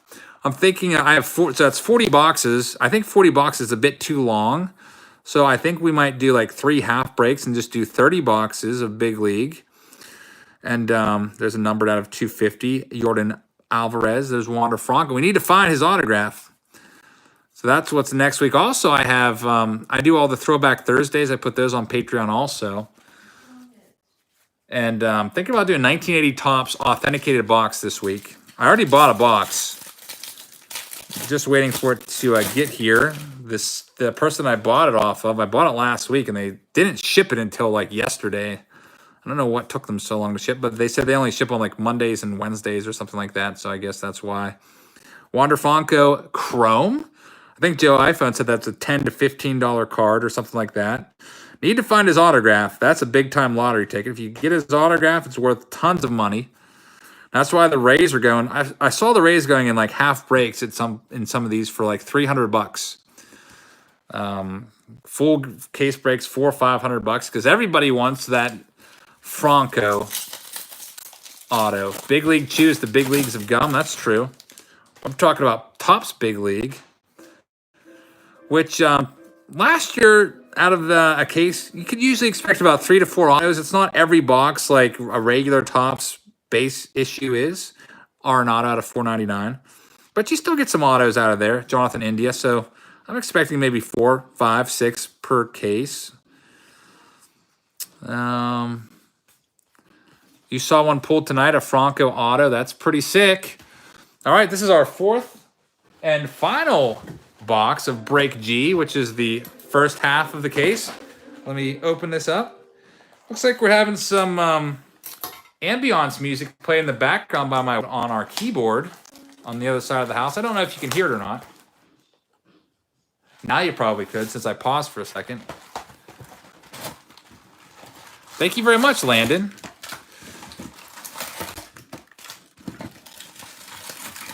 I Collect Baseball 1986 says, sorry I'm late. Just got the bus for my walk. That's okay.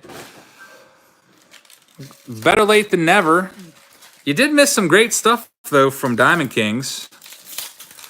The best thing that we got was in my opinion, a Ty Cobb game-used bat, which is pretty crazy. Ty Cobb, I mean, that's one of the legends. One of the all-time greats, Ty Cobb. Definitely one of the all-time greats. All right, there's going to be 3 hits coming out of this box, so let's see what we get. Here's a nice Joey Bart Chrome 1989 Bowman.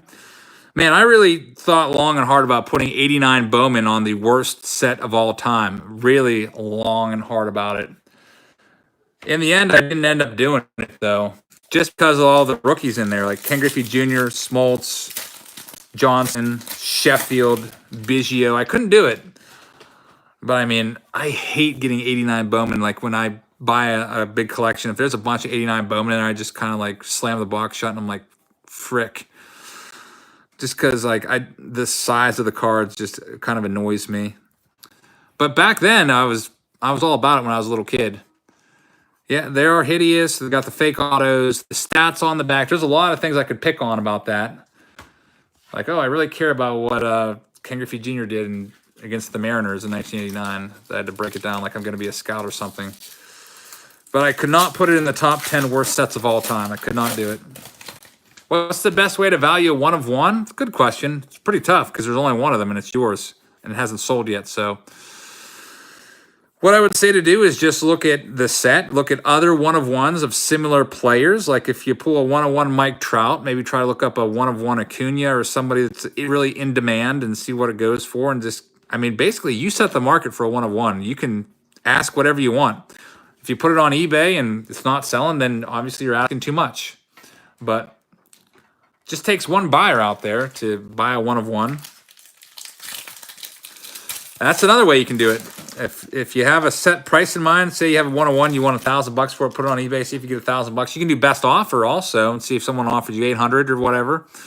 And like Bowman just said there, if you really want to sell it and it's not going for your price after a month or two, just put it for a 7-day auction and see what you get.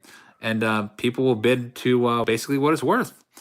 That's a Willie Matias auto card right there going to our Royals owner, which is Nate C. Congratulations, Nate, on your hit. Stick that over in the hit pile. When's the new baseball movie coming out? It's been years. Yeah, it really has been years. Yeah, Moneyball. That came out, what, 2011 or so. Long time ago. I'm sure there'll probably be another one sometime soon, hopefully. Yeah, we had a while there. There's baseball video or movies coming out all the time for about a 10-year stretch or so. Like 90 to 91 to like 99, 2000, early 2000. Lots of videos. Let's see here. That's a nice Esteban Florial card. Tatis Jr. We need a movie like, Bull Durham or Major League. They kept making those Major League videos, but they started going straight to VHS or DVD. I forget how many they made. If they make like a Major League 3 and then like maybe like Major League Back to the Minors or something like that. A bunch of spin-offs. My favorite one was Major League 2. A lot of people like Major League 1 the most, but for some reason I always favored Major League 2. All right, let's see here. There's a nice Peter Alonso. What's he? Top 100? Like, got to be top 10, right? No, 52. Wow, his stock definitely is really going up. 52 for Alonso. People kind of saw signs of Alonso coming around in the fall last year. In the Arizona Fall League, he was absolutely killing it, and they were doing all these analytics, and he was leading the league with exit velocity. Just every ball he hit was smoked. Over 100 miles an hour, 110, 120 miles an hour off the bat. And so he raised a lot of eyebrows in the fall league, and he was one to watch. And now look at him. He's Michael Chavis, by the way, has been doing really well for the Red Sox. He's up now. Keep an eye on him. I think he had a couple RBIs yesterday, if I'm not mistaken. Hypus here's got to head to bed. Well, good night, and thanks for stopping in and spending some time with us. Andrew, we are on Group G. We got only 5 packs left. Trouble with the Curve is a good movie. I saw that one a long time ago with Costner in it. Might be time to set some time aside and just watch some of these movies on Netflix if they're on there. Numbered Darian Cruz. Let's see what else we have in here. Casey Mize, Chrome. Chet Lemon always thought Space Jam with Bugs Bunny should be about Bugs Bunny dying and being trapped in purgatory. That's an interesting storyline. Maybe you're onto something there. The auction ended at $130,000. What, Bowman? What ended at $130,000? I must have missed that one. I always I try to keep up with the chats, but a lot of times they just scroll by. Hunter Green. Top 100. He's got to be in the top 10. No, 45. Number 1 overall draft pick a few years ago. Hunter Green. The Babe Ruth card found in the piano. Wow, that's crazy. That's pretty awesome. Maybe one of these days I'll get a Babe Ruth card. It doesn't matter to me if it's all beat up or not. Just as long as it's authentic. It would be pretty cool to say I got a Babe Ruth card. Maybe one of those Gaudy cards of Babe Ruth. What was that, like 1933 Gaudy, I think, from later in his career. All right. Ke'Bryan Hayes is a good one. One of the Pirates' top prospects. And here he is again. Brock Death Rage. Detroit Tigers. That's the 3rd Death Rage cards that we've pulled. Kenneth C., you get the Brock Death Rage. Obviously, I know his name's probably pronounced Deathridge, but it just sounds cooler to say Death Rage. Hopefully this guy makes it to the majors because he's got a cool name. Yeah, it must be nice to stumble upon a $130,000 card. I can't even imagine. $130,000. Yeah, Vince McMahon is calling.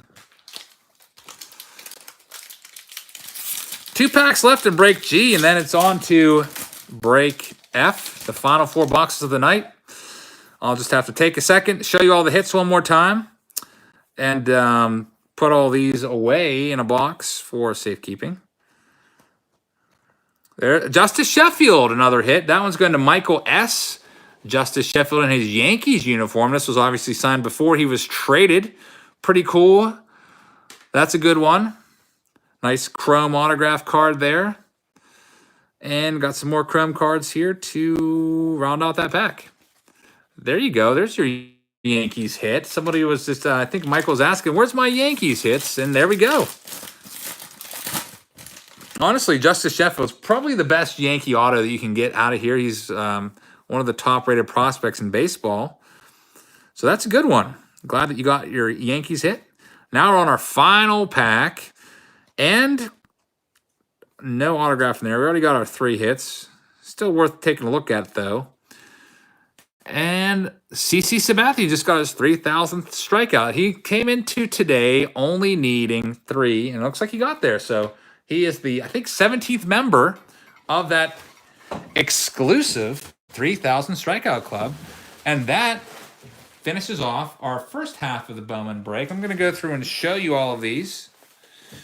If you build it, they will come in Spanish. Nice. We got Justice Sheffield, Brock Death Rage, Saley Matias, a Story Ruiz, and then we have a Casey Golden, a Story Ruiz again, Esteban Floria. I'll put that in the hit pile. Nice out of 150 card there. Ryan Barucki. Then we have a Montero card there. Golden again. Tuki Toussaint. Then a Connor Capel.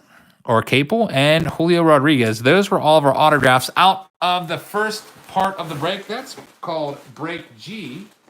And I'm just going to take a minute and put all of these cards in the 5,000 count box so I can sort them all out tomorrow or Friday or Thursday or sometime over the next few days and get those sent along to you. Only about 25 days of school left. I can't wait till that's over. Not just because it's been a long year or anything like that. It's just I'm gonna need I need the time to sort these cards and to do the case breaks and catch up on fan mail and everything. And after being gone 10 hours a day, there's no time to really do it. That's why I always have to take so long to send these out. Usually takes me about 10 business days to get all the cards sorted and shipped. I think there's still a couple of teams I didn't ship from last Bowman break. I think there's I want to say 10 teams I still haven't shipped because I was waiting to ship it with the definitive breaks. Then that got pushed back. Waiting to put it in with the Patreon stuff. So sometimes I'll do that. I'm like, you know what? I'll just wait a day or two and just ship it with their Patreon stuff. That way they get everything at once.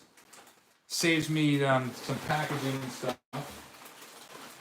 All right, so Break G is done. It's all put away, safe and sound, in the 5,000 count box. The box is completely filled. And now it's time to do the second half of the Bowman break. And I'm just going to make sure I didn't miss any super chats. Nope, didn't miss any super chats. I was up over at the 5,000 count box, just boxing them all up. So here we go. Bowman Jumbo Break H. And probably hear me swimming in packs. Pack wrappers, I should say. 4 boxes and we'll be out of here. So I would say around 11 o'clock or so we'll be done. That's my hope, so I can get to bed early and wake up early. And I'm not going to work tomorrow because of an appointment, so I already called off work. Wake up early and see my kids off to school. Then I gotta take Elsa for her appointment. My 4-year-old daughter. Probably could have taken a half day, but it's just, I live so far away from work that it's almost not really worth taking a half day and driving 85 miles just for to go teach 3 classes. So I just took the whole day off. All right, here we go. We are on Break H. Here's all the people in there. I'll call out your hits as they come up so you know what you're getting. Here we go. First pack. Get right to it here. Let's see here.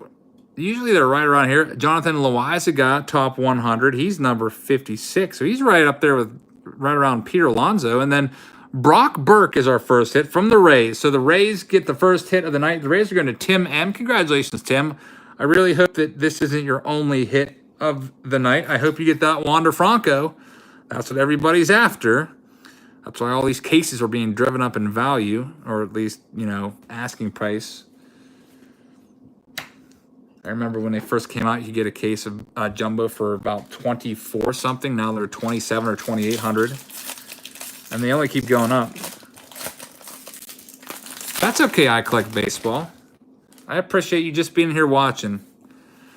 If you think about it, you actually did donate a little bit today because you probably watched a video before an ad and got me, I don't know, a cent or two. So thank you for that. Mike Trout. Every cent adds up, I guess, in the end. Rays always have big pitching prospects. Rays are great. That's a great organization. It's a real shame that they can't get more fans down there. Have you considered doing a live auction video? I have considered it, but I always feel like those live auction videos are kind of like awkward because there's a lot of like waiting around for bids and stuff, and I don't know. And sometimes the person seems like they're desperate or they're pushy. Like, come on, who can go higher? I don't really like the pushiness. I don't know. I mean, live auctions would be fun and stuff if I wanted to make a bunch of money off cards, but I don't know. I was thinking about doing a something like the live auction instead of like charging money, though, just giving the cards away for free. Basically, instead of like sitting there and because I don't know, I can never like watch a live auction video. I just think they're like, no offense if you do them. I just think they're kind of boring to watch. But doing like a video where instead of just putting a card on a screen for like 10 minutes and like trying to get bids, like maybe doing like a Trivia Tuesday or something like that where I put a good card out there and then I ask trivia questions and whoever gets the question right first wins that card for free. And I could have my wife set up over there with the laptop and we would get your address right away. So it doesn't like fall behind the queue and everything because I have so much stuff I have to ship out still.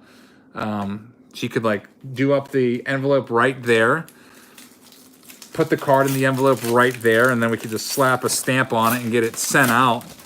Maybe have like a cap of like 4 total cards per person. That way, it doesn't cost me a ton of money to ship out. I mean, I don't care spending like, I don't know, $20 for shipping or something. For just giving cards away for free. It doesn't really matter because quite honestly, I usually make about $20 per live stream from the ads that roll ahead of it. So if the live stream gets like my 2011 Mike Trout video, I get like $40 a month from that still, just from the ads. So I don't care about spending money. I'd like to give you guys stuff for free if I can, and I definitely could do that.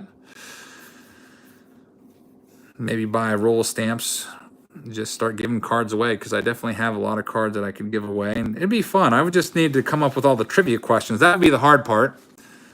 Like if I was giving away a Hunter Green like first Bowman card, what would I do? Would I just ask random baseball trivia? Would I make it specific about Hunter Green? I don't know.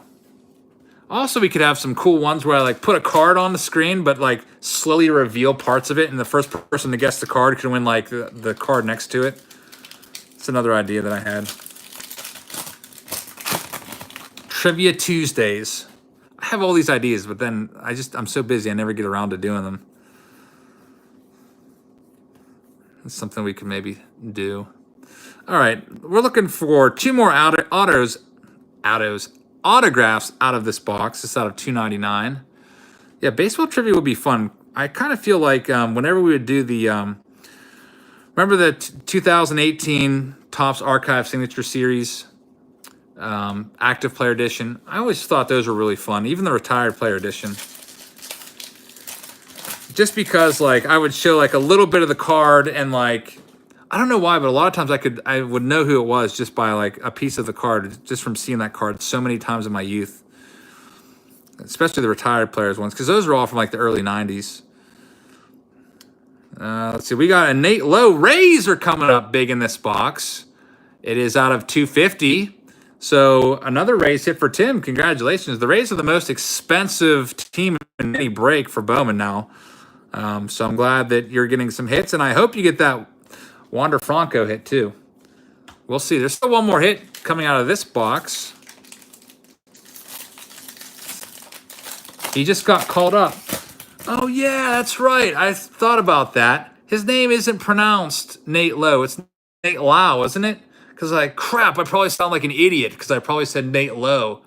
Nate Lau, I believe is how it's pronounced. You probably know that if you're like a Rays super fan. But I always try to pronounce their names right, and I never really know Wander Franco. Never really know for sure on names like that unless I actually see them playing in a game. You could do stacks instead of an auction. Those seem fun and less pressure. What do you mean by stacks? I'm not really sure exactly what you mean.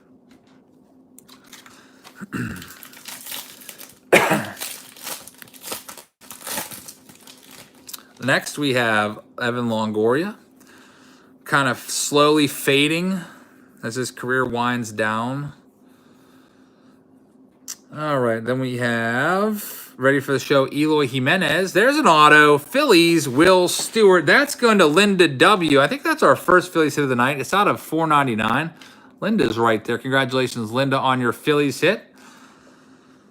Will Stewart, Joe Adele. So that's our third and final hit out of the first box, as there's 3 autographs per box. That means this last one is most likely a cold pack, not a hot pack. You gotta watch out for these. Sometimes on eBay, I see people selling like pack lots like this, like 10 packs, just loose packs. You know for a fact that they've probably just taken packs left over after pulling the hit, especially in hobby, because hobby there's only 1 auto per box. So like, if you pull an auto out of the first pack or 2, they probably just take the rest of those packs and just dump them. So you gotta be careful buying loose packs. I would only ever buy sealed boxes if I was going to buy like Bowman packs out there. Go for the box because you don't want to get cold packs like this one. I mean, yeah, you get some chrome cards in there, but you're not going to have any chance of getting the big hit, which would be an autograph. Do you ever buy boxes to open for yourself? Sometimes. Most of the time, though, I like to open them for you guys. Especially the Throwback Thursday. I have so many cards that I like to get like enough to have like a set or whatever, or like, a lot that's big enough that I could like just have most of the cards. But I have so many cards, it's ridiculous. One of these days, I'm going to bring you guys a video from my garage and show you how many I've got out there. It's ridiculous. I have a 3-card garage, and it's filled with cards. I have like 300,000 cards that I've never even seen before because they're still in boxes. I bought large collections, just haven't gotten around to looking through them yet. Mostly they're cards from the 80s and 90s, some 70s out there, not very many 60s. Some from the 2000s. In fact, there's probably a good bit of cards from the early 2000s. A lot of these collections I buy seem to have a bunch of like 2000 to 2005, 2006 cards in there. So there's a good bit of those also out there. One of these days, I'd like to organize the whole collection and go by like year and brand. I think that would be pretty cool. Probably have like 50,089 Topps cards. Do I collect other sports cards? Nope, just baseball cards. Never really got into any other different sports. The first cards I ever bought were Garbage Pail Kids. I think it was 1986.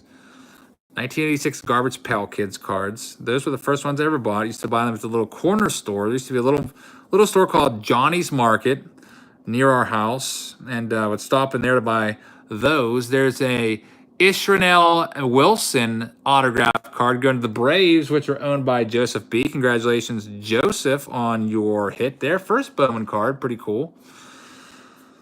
Nice one there. It'd be nice to get a Nolan Gorman autograph. That's a pretty good prospect. How much is my whole collection worth? I have no idea. Honestly, I don't know. I really would have to take an inventory on it because honestly, I don't even know I forget that I have certain cards sometimes. Like, I have no idea right now. I have no idea where my Nolan Ryan rookie card is. Like, I know I have it, but I do not know where it is, and it's really like P and me o. I don't know where it is. I had it in October, and I do not know where I put it at. Probably in some stack somewhere, some box. I have the 68 Nolan Ryan. Here we go. Brock Death Rage again. $2.99. Check that one out. That's a nice one. Going to Tigers owner Kenneth C. Best way to get rid of a lot of commons? Well, the fastest way would be to burn them, but that's not very humane. I would say just donate them. Honestly, you can give them away really easily. This one time, I had another video that I scrapped. I gave away like 30,000 cards on Craigslist. And it turned out to be too creepy to do in a video. I had a video where I had people come meet me at the Giant Eagle parking lot, and I was giving away 30,000 cards. Like, everyone that came got an 800 count box of cards, just random cards. And it just ended up being like really creepy, and I just decided not to post it. I don't know. I didn't want like little kids like starting to go on Craigslist and like try to meet people. So I was like, you know what? It's probably best that I just not do this. I mean, the cards that I gave away weren't really worth anything at all anyway. So it was just like, whatever. But yeah, I did that last spring, I think. I still have all the emails too. It's pretty crazy. Yeah, it was weird. I was like giving away, I think I did like 1,000 baseball cards free. I put in the free section. There's a lot of people. If you give something away for free on Craigslist, you get a lot of replies. It was pretty crazy. For 1,000 freaking worthless commons, the amount of replies I got was nuts. And yeah, I just decided it's not really a video that I wanted to do. Creepy Craigslist meetups. I don't really use Craigslist that much anymore. I have bought and sold a lot of stuff on Craigslist, but not really safe for little kids. And it's, you know, there's some younger kids that watch my channel. Mostly, my biggest demographic is 35 to 44. If you have a YouTube channel, you can look at all the demographics of who's watching you, their age, male, female, where they live at, like country, not like I don't know like your address. I just know like what percentage of the people in America watch as opposed to Canada and so on. But yeah, 35 to 44 is the biggest age group. The smallest age group is actually 13 to 17. They don't go under 13. That's your age range? Okay. Yeah, I think it's a lot. It seems like a lot of people that watch my channel are people that are just getting back into the hobby after, you know, around my age, like we collected in the 80s and 90s. Here we go. Brady Singer. This is a nice one. Brady Singer Royals Chrome Auto out of 150 going to Scott D. Congratulations, Scott. You got a nice Brady Singer blue border out of 150 auto coming your way. Jared is just starting in the hobby. Yeah, we got all types here. We got old people, like old collectors that have collected long before I was even born, that know all about the 50s and 60s. We've got your PSA graded card collectors in here that know all about graded cards. We've got the junk wax collectors in here that know all the, you know, freaking 1991 sets by the back of their hand, like myself. We've got the newer ones in here that started collecting when I was out of the hobby in the 2000s. We've got people that are just into the hobby like yourself. So a wide range of people, and I try to cater to all of you. That's why we do Throwback Thursdays. That's why we do the newer breaks. I would say the only group that I've really been neglecting has been those of you that have been big fans from like 2000 to 2009 or so. I really don't ever do any cards from that era. 00 to 09. I mean, eventually I'll probably start doing this for Throwback Thursday. I know all the players in there pretty well, but I never really bought any of those sets because I was out of the game back then. KB Cards is a younger collector. That's awesome. KB Cards. Watch some of your videos when I've had time. About once a year, Raptors fan says your dad will ask you, so Josh, what should I do with all your old cards? Yeah, hopefully they don't take them to Goodwill and donate them. My parents donated a bunch of our old toys to Goodwill. Had a bunch of great stuff. I used to have all these. I used to love a cartoon called Wheeled Warriors. Like wheels, like, wheels on the bus. Wheeled Warriors. And those toys are worth a ton of money right now, and I used to have all of them. And they just gave them away. Glenn says, I literally just opened up my first pack since 1998. Well, welcome back. Welcome back. Like you, I also went years without opening a pack. Scott says, Wheeled Warriors was your jam. Yeah, I was 4 years old, but I was super into that. Used to love all those like vehicles with the brains in them and stuff. It's weird. If you don't know what I'm talking about, you're like, what the heck is he talking about? Next pack and last pack.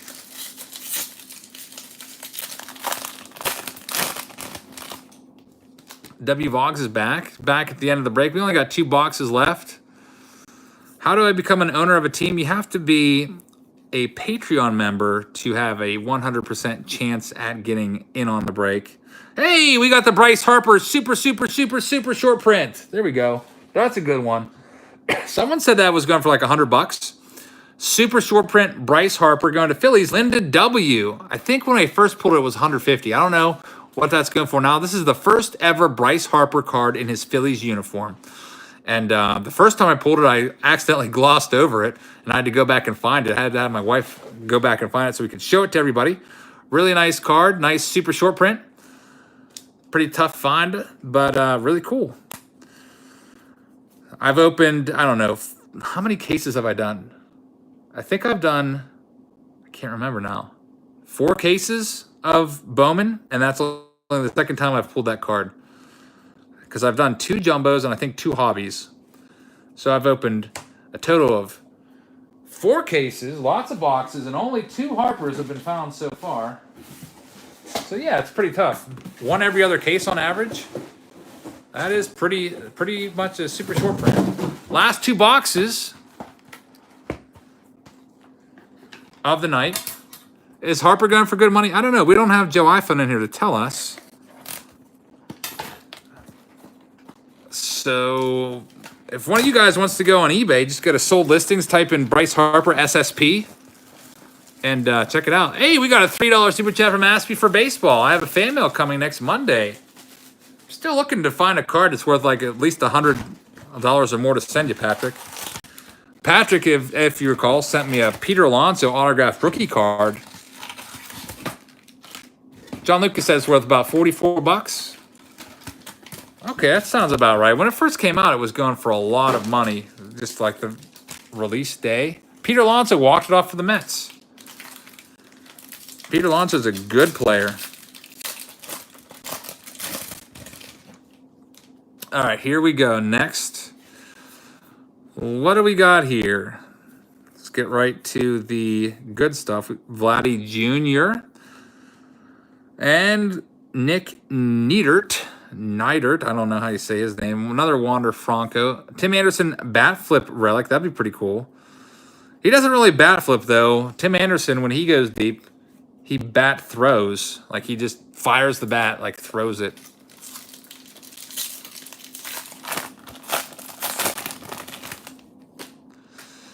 All right, here we go. Next pack. Looking at Fernando Tatis. No autograph, looks like, but we got a Keegan Thompson out of $4.99. Jonathan India's pretty good. Is Jeff McNeil legit? He looks legit. What's he hitting, like 347? Have I decided for Throwback Thursday? I'm telling you guys, I want to do 1980 Topps baseball card exchange. Chad Hopkins. Hey, Eric. Cool break. Thanks for doing this. You're welcome, Chad. Thanks for the fan mail you sent me last week, and thank you for that $2 super chat. Everyone check out Chad's channel there.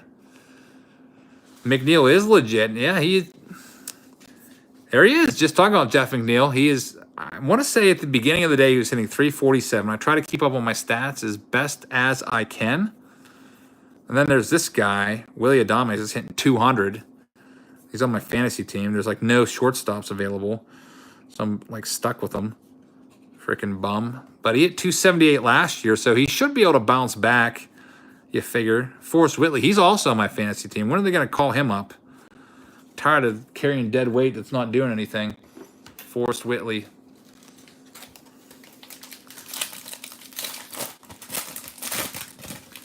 My brother just said the 92 Donruss case break will be next. Hoping to find an elite card.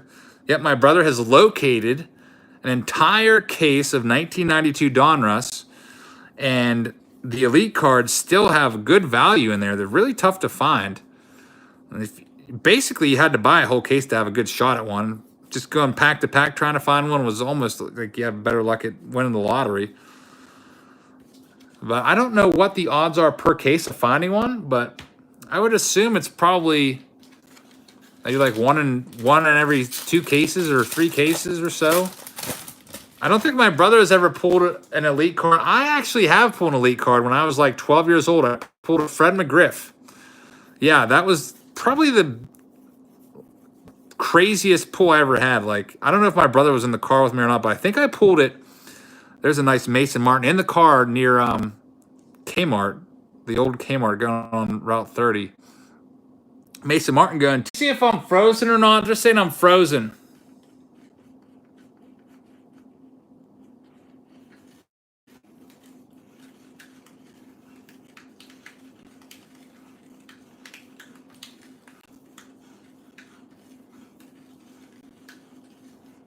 Linda says we're good. That's good. Okay, we're back. I was worried there for a second that I was just twirling the pack around waiting. We're back. Lost about half our audience, but that's okay. We're almost done. Got 1 box left. I was trying to think about what to do here. Am I going to have to stop the stream? I always hate doing that because I hate cluttering up my feed, my video feed with a bunch of different videos. I don't know if you saw the last hit because I stopped as soon as I started seeing the frozen stuff, but Linda had the last hit that came out. It was this Mason Martin, and that was it. The rest of that pack was basically commons, nothing good in there. Not like, I mean, you got some rookies and stuff, but no numbered cards. All right, I'm glad that we're back. I hate when the YouTube app freezes on me.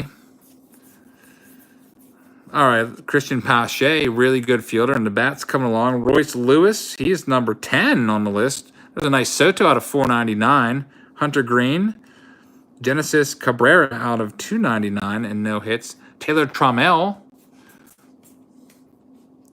What do you do about the best rookie card? I'm not sure what you mean, the best rookie card. The best rookies in here, I sleeve them up for you, like Wander Franco. Next pack. You'll have to watch Mize pitch. Yeah, that's right. He might not be in Double A for too much longer. Might be getting a call up to Triple A, working his way through the system. Who's the best rookie card? In here, it's this one right here. Wander Franco, first Bowman. If you can find his autograph, that's the big chase card in this.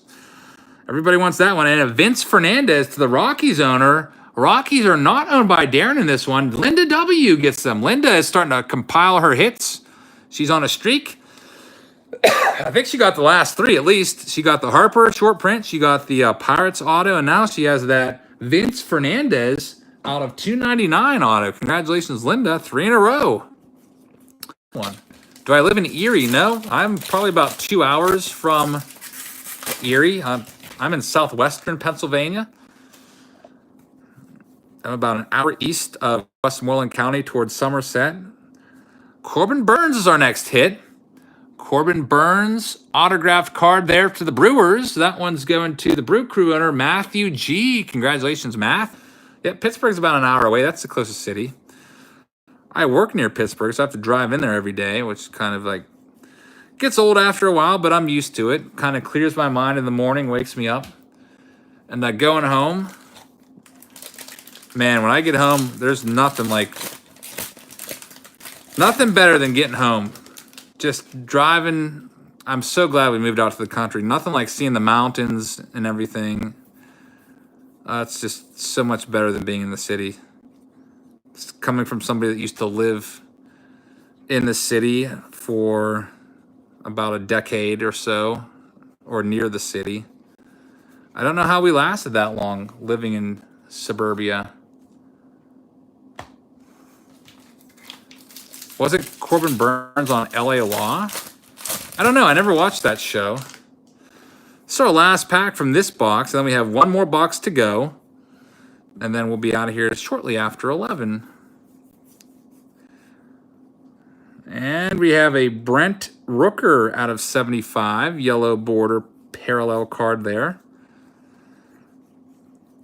It's going to be May in about an hour, guys, at least on the Eastern Coast. East Coast, May is right around the corner. Finally made it to May. Lots of cool baseball card releases coming out. Really looking forward to Topps Definitive. Also, Topps Tier 1, which is basically almost just like Definitive, maybe just a step down from it. Really cool stuff in there. I've got to go through and place all my orders for the month. Last box. Got to pay my credit card bill. My credit card bill this month is $20,000, which kind of sucks, but mostly it's from buying all these cases all for the past month. But it's a wash. Like, I'll just transfer the money from the breaks out of my PayPal into my bank account and pay off my credit card, and that's a wash. It's not like I actually owe $20,000. I usually sell these cases for about what I paid for them. Maybe sometimes I make a little bit of profit if I need to buy some supplies like sleeves and team bags and boxes. Might try to clear $100, $200 just to buy all that stuff. I bought 100 660 count boxes this week, 100 300 count boxes, 20,000 team bags, 15,000 penny sleeves. So I had to stock up because I was getting low on everything. I hate when I run out of stuff. Dean Kramer from the Orioles. That's going to Scott D. That's his, second hit? I know he had a Royals hit. Congratulations, Scott, on that one. And it's always better, like, if you go to the LCS to buy your supplies, you're always going to pay more, especially if you're doing it in bulk. And yeah, I have, right now, $20,000 gets me $400 in like airfare or like travel. So I am definitely saving up for vacations. So that's the one. That's another way that I can get paid from the breaks. I spend a bunch of money on the cases, and then I get credit card perks because I always like to buy everything on my credit card just to get those perks. The main thing is you just got to pay it off. If you have a credit card, pay it off every month so you don't have to pay them ridiculous interest. Last box mojo is right. Here we go. Let's see what we got. We already pulled one auto out of here. Was that Orioles one? Haley, this particular break happened on Tuesday, today, instead of tomorrow, because tomorrow is my son's 6th birthday. Yep, little EJ is going to be 6 years old tomorrow, so I did not want to spend the day prepping for the break because it takes about an hour to prep for the break. I have to compile the list of what everyone bought. I have to send messages to everybody, and it took me a little over an hour today to do that. I didn't want to waste any time that I would have with him by doing case breaks. I wanted it to be his day. Bowman says, I think it'd be epic if you did a series of videos from spring training next year. I did do that 2 years ago. I went out to Arizona, and I went to every single training facility out there. I visited all of them, and went to some games. I think I caught 57, 58 baseballs, and it was over 3 days too. I did 3 a day, so sometimes 4 a day. I think maybe one of the days I did 5. I think I flew out on Thursday afternoon, and flew back Sunday night. But if you go back to 2017 in March, you'll see all of those. It was pretty cool. Fun little trip, but busy. I was literally busy all day, every day out there. Here we go. Julio Rodriguez autograph going to the Mariners one again.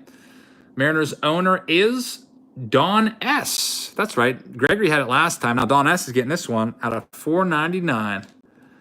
Yep, little EJ's turning 6. Crazy. Still remember when he was born. It's a really long story. He almost didn't make it when he was born. It was really touch and go there for a while, actually. And thank God that everything turned out the way it did.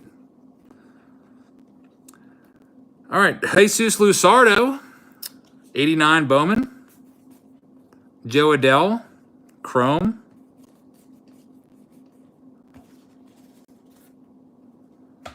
We got 5 packs left. Danny and Gray's cards and toys doing pretty well. Just finishing up the last 5 packs in this break. How much is a hobby box? Oh, that's a good question. I want to say about $45 is what they're going for right now on Steel City Collectibles. And a case of 20 boxes is $750. So, I mean, if you do some quick math here, just let me get my calculator out here. That's about $37.50 a case, or a box if you buy in a case. So obviously, if you buy in a case, you get a little bit of a discount. So $38 if you're buying by the case, $750. About $45 by the box. How do I get the money back from this? It's simple. Basically, my formula is I take what I paid for the case and I divide that by 0.85, and that gives me my break-even point. Because eBay takes about 10%, and then PayPal takes like 3-point-something%, and then like 2 or 3% come out of like shipping supplies and stuff like that, and the supplies. So that's about my break-even point. Has a Franco been pulled yet? Not an autograph. We've pulled Franco Chromes, Franco regular base papers, but no auto. I think we have 1 auto left in here. I think we pulled 2 out of this box, if I'm not mistaken. Here we go. Let's see if we can find it. No, we didn't get it. It is a Gabriel Cancel. I'm guessing that's pronounced Cancel because it looks like he's probably Latino. Where is he born at? Puerto Rico. So it's not Gabriel Cancel. It's probably Gabriel Cancel, and that is our final one. That's numbered out of 100. Nice chrome refractor there. That one's going to our Royals owner, which is Scott D. So Scott D getting some hits. I think that's your 3rd one, at least your 3rd one. I think that was the 3rd and final hit, but there's still 2 packs right there. Maybe it will be in there, maybe it won't. I don't know. I felt like that was our 3rd hit, though, but we'll see.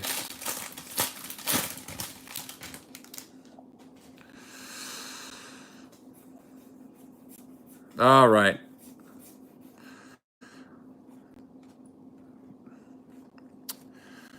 Wander Franco, there's the paper card. And now we're down to our last pack. John says, am I going to the Pirates game this Saturday? That is May the 4th. I will likely be there, weather permitting, if it doesn't rain. It's going to be a busy game. Star Wars night. I'm giving away a Jameson Tyone bobblehead. It's 10:59, right on schedule, ending at 11 o'clock. That's literally the first time I ever did this. I'm always like way off whenever I give my times, but I guess because I opened both of these cases before, I kind of had an idea how long it would take me to go through each of these. So it's 11 o'clock on the East Coast, and with that, Jesus Sanchez, that is it. I will recap all of these, and then I'll give you a little preview of tomorrow's video and show you that one. And then we can all go to bed. Unless you're on the West Coast, then you're probably going to go and, I don't know, get a bite to eat or something. Gabriel Cancel, Julio Rodriguez. Thanks, Kembet. Dean Kramer, Corbin Burns.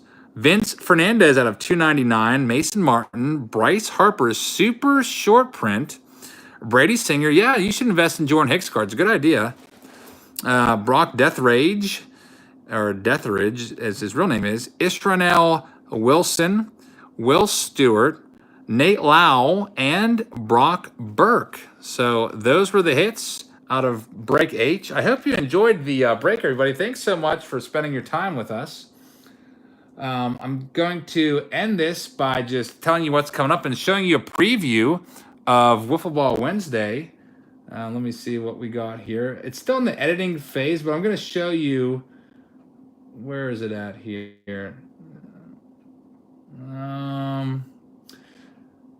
Yeah, I'm working through this. This is what I got to show you. I edited everything on my phone. So you can see, here's me and my brother. And yeah, I'll just give you a quick preview. It's a home run derby. I'm still working on it. I don't know if I'm going to put sound in the background. There's a dinger. Check that one out. Way over my house.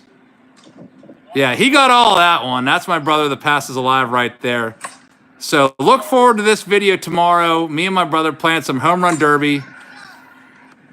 And that's for Wiffle Ball Wednesdays. We'll also be announcing the requirements. If you'd like to participate in Wiffle Ball Wednesdays, my brother and I are both going to have teams. The winner of that home run derby gets the first overall draft pick. Basically, what we have for you is just we want you to make a video and just let us know a little bit about yourself. Let us know your availability, where you're from, if you played baseball before, and all that stuff. That'll all be in the video tomorrow. I'm hoping to do 1980 tops for Throwback Thursday this week. I got to check the shipping information and make sure that's going to be here by Thursday, and then I'll sell spots off for that. 36 different spots, 1 pack per spot. You can buy as many packs as you want. Hopefully you get the Ricky Henderson. Friday's Fan Mail Friday. What else do I have coming up? I have another flea market video where I bought an old set from it's like 38 years old or something like that in a binder. I just saw it laying there. I was like, wow, this is a really good find. And some other stuff that I'll go through. That's probably Saturday. Sunday I have a ball hawking video I still haven't put up yet. So lots of stuff in the hopper ready to go for you guys. I hope you enjoyed all of the cards that I opened. I enjoyed talking to all of you and having you along for this break. I'm going to go to bed now. So with that, I hope you all have a great evening, and I'll